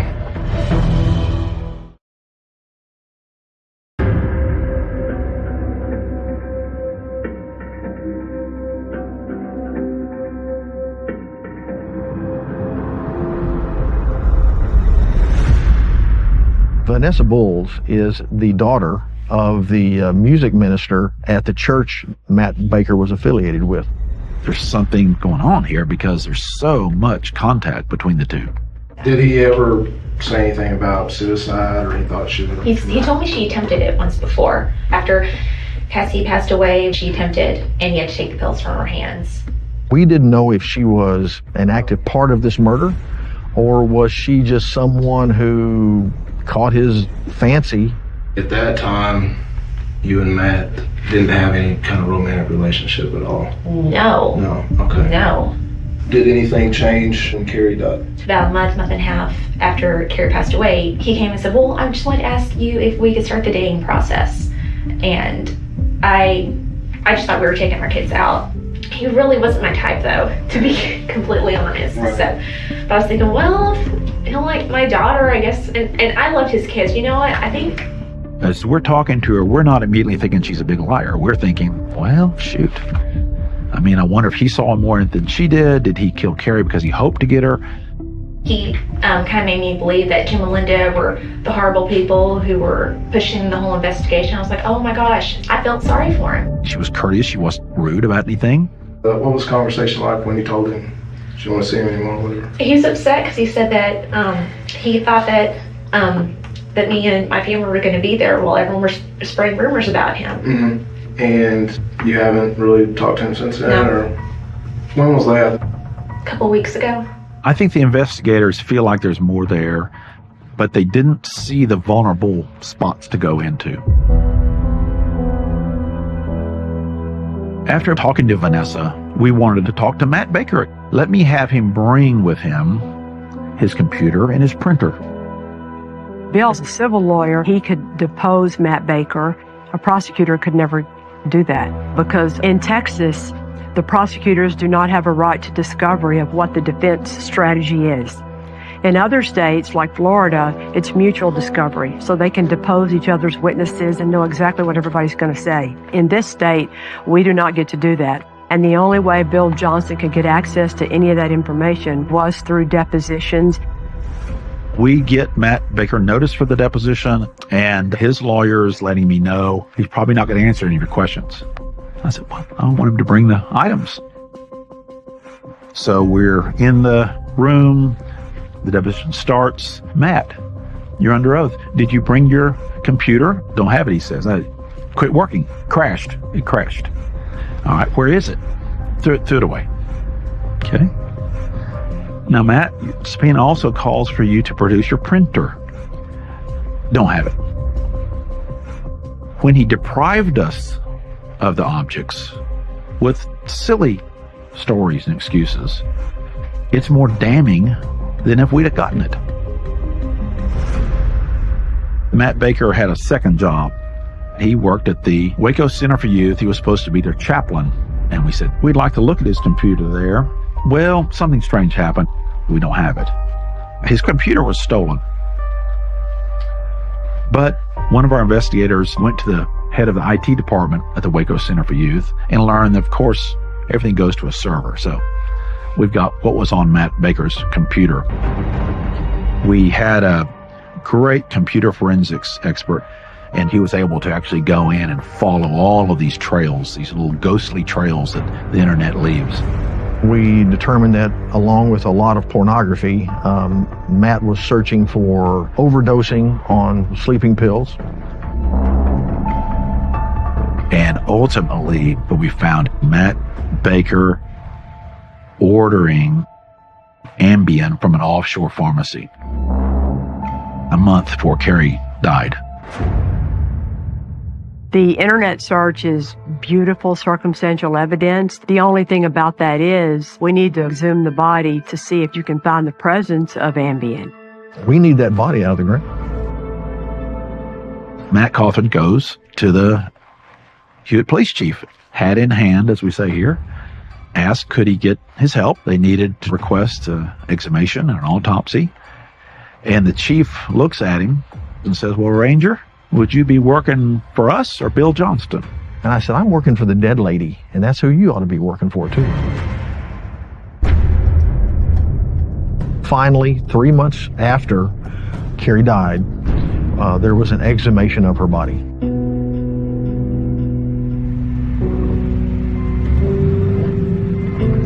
To exhume a body, they have to graciously remove from the ground and remove from the casket and take to the medical examiner.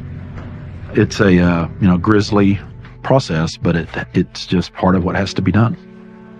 There's a huge risk to the exhumation of Carrie's body. You can do an exhumation and open it up when you get it down to the morgue and it's filled with water and hasn't been perfectly preserved, and you did all that for nothing.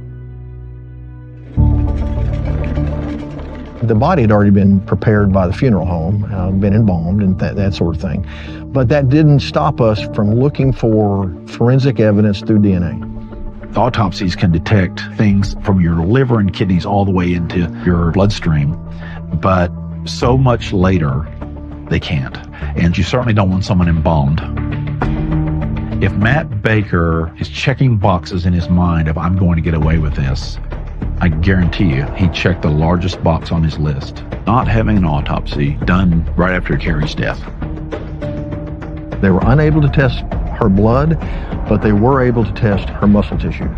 The exhumation autopsy toxicology report showed there was Ambien in Carrie's system. They caught it. It was in her system. Carrie Baker did not have a prescription for Ambien. The picture on the puzzle is Matt Baker. We've got enough evidence to reopen this, which now means for Matt Baker, what all of us had known for a long time is that you, my little preacher under the microscope, you're the suspect.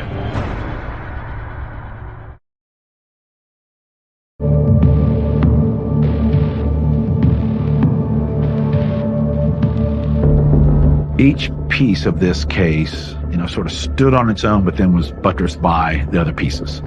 Each one standing alone is helpful, but together they were fantastic.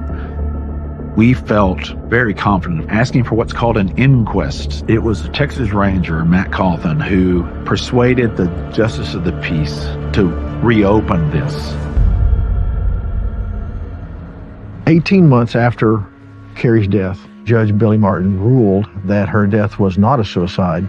It was undetermined. Investigators knew as we're rolling along, this is a murder case, this is not a suicide.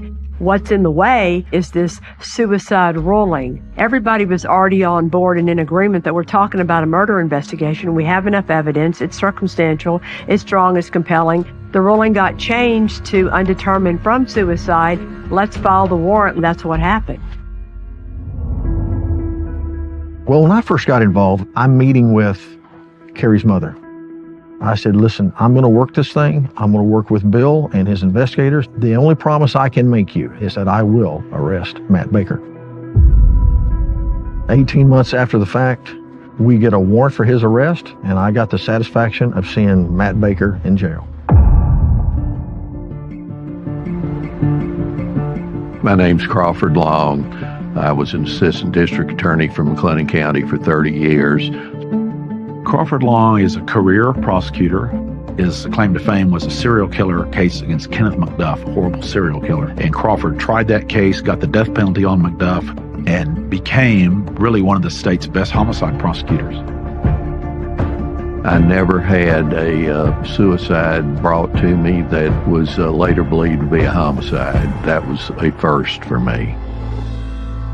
Texas Ranger from the police department arrested Matt Baker for the murder of Carrie Baker, which means at that time they thought they had probable cause to believe he committed the murder. At that point, Crawford Long didn't take the case to the grand jury of 12 citizens to get it indicted because he wanted to see if he could make the case stronger by getting Vanessa Bulls on board. So he put the case on hold until he could see if he could get that to happen. Our office had a very good investigator named Abden Rodriguez, who was known for being able to question people and get information out of them that they wanted to conceal.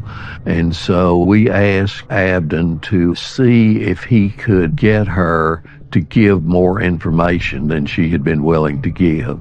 Abden talked to her several times, and at that point she admitted that she had been having an affair with Matt Baker. After Abden had had the conversation with Vanessa, we felt like we may have a break in the case. We need to get her before a grand jury. Grand jury proceedings are confidential and secret, but I was able to find out that they granted her immunity for her testimony. I'm thinking she's going to say something pretty fantastic, or why does she need immunity?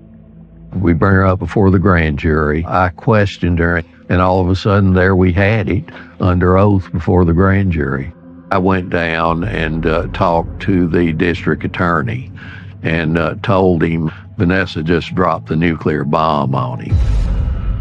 To me, Vanessa Bowles is the icing on the cake. If you have Vanessa Bowles and she can tell you everything that Matt Baker thought or did or wanted to do, wow.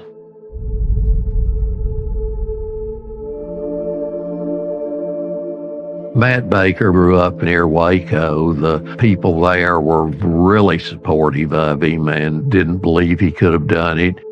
Before the trial, Matt Baker was trying to influence the public by giving his version of events. Never a desire of me to ever hurt my wife, ever.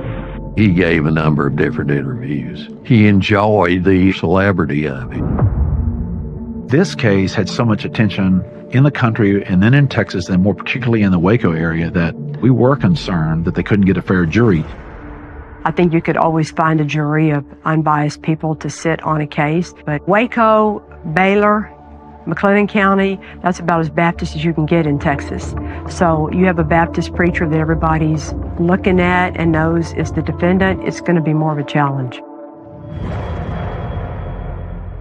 The court process can be slow, but it was worth the wait because so much effort had gone in. We wanted it to play out just the way it was supposed to.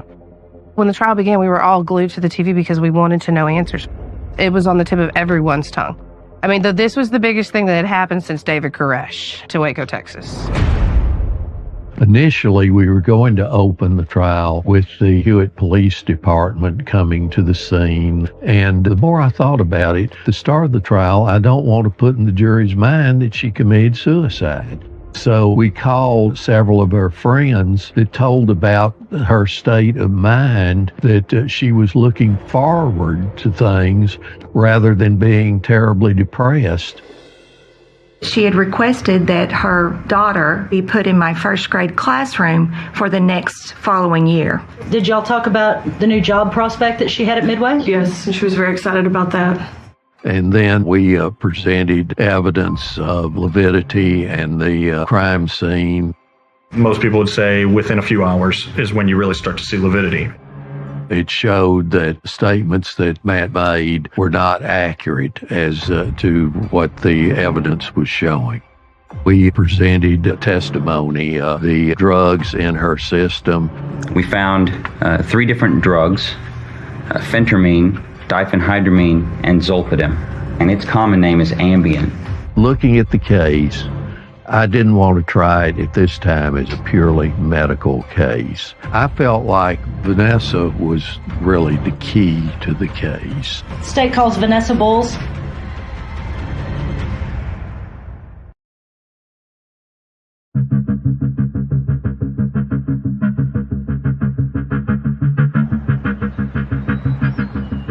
The prosecutor's hope with Vanessa Bowles testifying was that she would tell the down and dirty, that she would talk about the romance, that she would talk about the sex, that she would throw him under the bus. The problem is, she looks bad too. So you were somewhat implicit in all of this. For keeping my mouth shut and not doing the right thing, yes, I was. There's a huge risk when you have a very crucial witness that you know the jury is going to hate. I have very good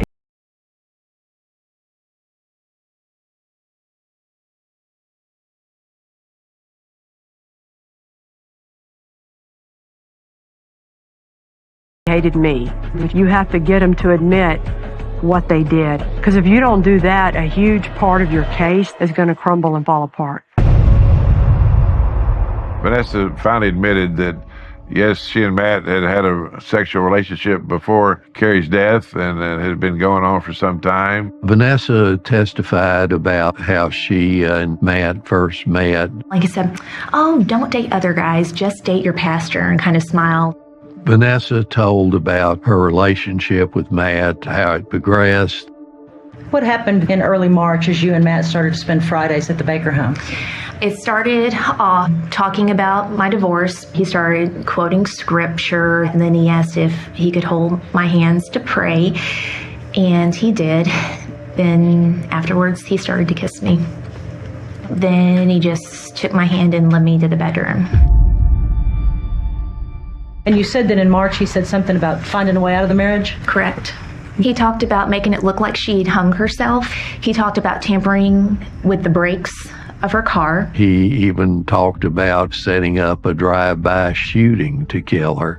Since she had attempted suicide before, he said he may be able to make it look like she committed suicide. She just asked Matt, why are you trying to kill her? Why don't you just get a divorce? And he told her that he would never be able to preach again. I guess in his mind, divorce was worse than actually committing murder. 1 to 2 weeks before Carrie's death, did he mention putting something into Carrie's drink? He did. He sent an email and said she did not drink the drink. She took a sip of it and said that it tasted like lead. What she was telling was so horrible. And in fact, during her testimony, it gets worse. The Wednesday after Carrie's death, Matt talked to her about how he had accomplished Carrie's murder. Earlier that day, he had gotten sex stimulus pills. They were capsules that you could open. He said that he emptied out all the contents and put crushed Ambien in them. He used handcuffs as a sort of a date night thing with her. He handcuffed her to the bed, started kissing her and touching her all over until she fell asleep. He said he kissed her on the forehead and he said, "Give Cassidy a kiss for me." Then he said he got the pillow and put it over her face. He is a preacher. He is a man of God, and look who he murdered. The mother of his children. What in the world did Matt Baker have to fall back on to justify turning into the monster that he truly was? Nothing. To me, he's as bad as they come. He said that he thought she was dead, so he stopped, and then a couple of seconds later, she just took one big gasp for air, and that he said, "Oh," and then he showed me his hand. He said he put the pillow on her face, but then he said he did this with his hand where her nose was, so he would be sure to suffocate her. The fact that she gasped for air and he went back in to kill her again. He even had that chance to, back out or whatever, and he went in and he finished her off. Let's talk about a day in July of 2006. Did you call Matt? I did. I decided I was going to call him and I was going to end things. He started saying, "I killed my wife for you, and now you're leaving." When she decided that she wanted to break up, he sent her a song, Dirty Little Secrets by the All-American Rejects. Don't tell anyone or you'll just be another regret. I made a mistake here because a manipulative liar wearing the mask of God came into my life. And this testimony is going to put him where he needs to be. We made our final arguments. The devil can quote scripture for a purpose, and the jury was discharged to go deliberate. I think that Vanessa's testimony in this case should put the nail in his coffin. But I don't know what the jury is thinking. How many people on the jury would want to give him less punishment because he's a preacher, beacon of the community that led people to God.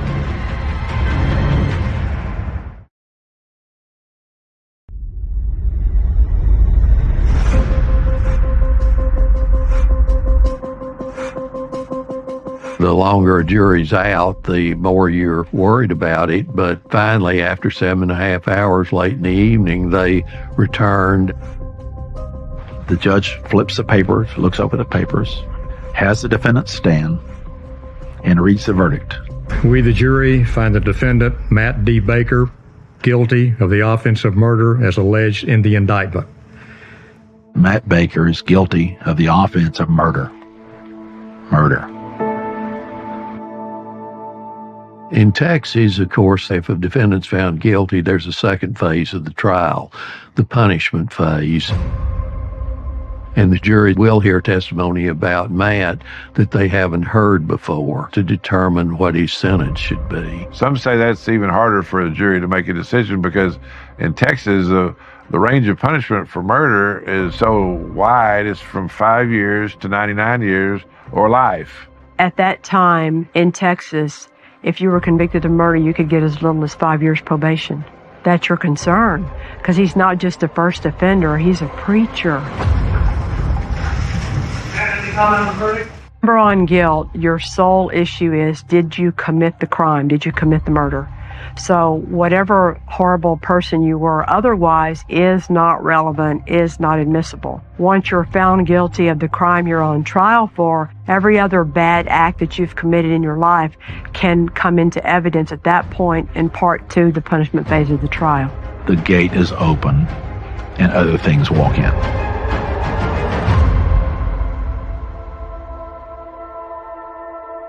On the punishment phase of the trial, we called several young women who testified that Matt was a sexual predator.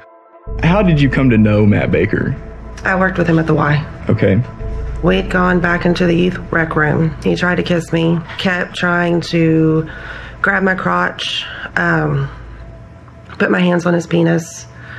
I remember having to use all my strength to try to keep him off of me and from taking my clothes off. We were student trainers together. I turned around at one point and he was standing behind me, and that's when he took his hand and began running up my thigh and between my legs and touched my vagina area. 12 women, that's a lot of women. That's more women than I've had witnesses talk about guys I put on death row. The other thing that made me sick is that a lot of that happened in McLennan County, the home of Baylor University, Waco, Texas, Baptist capital of Texas. And nobody listened to those women and did anything to stop him to file charges because law enforcement didn't want to mess with it, or for whatever reason. Those women had a right to be angry and they had a right to be heard, and I'm glad they were.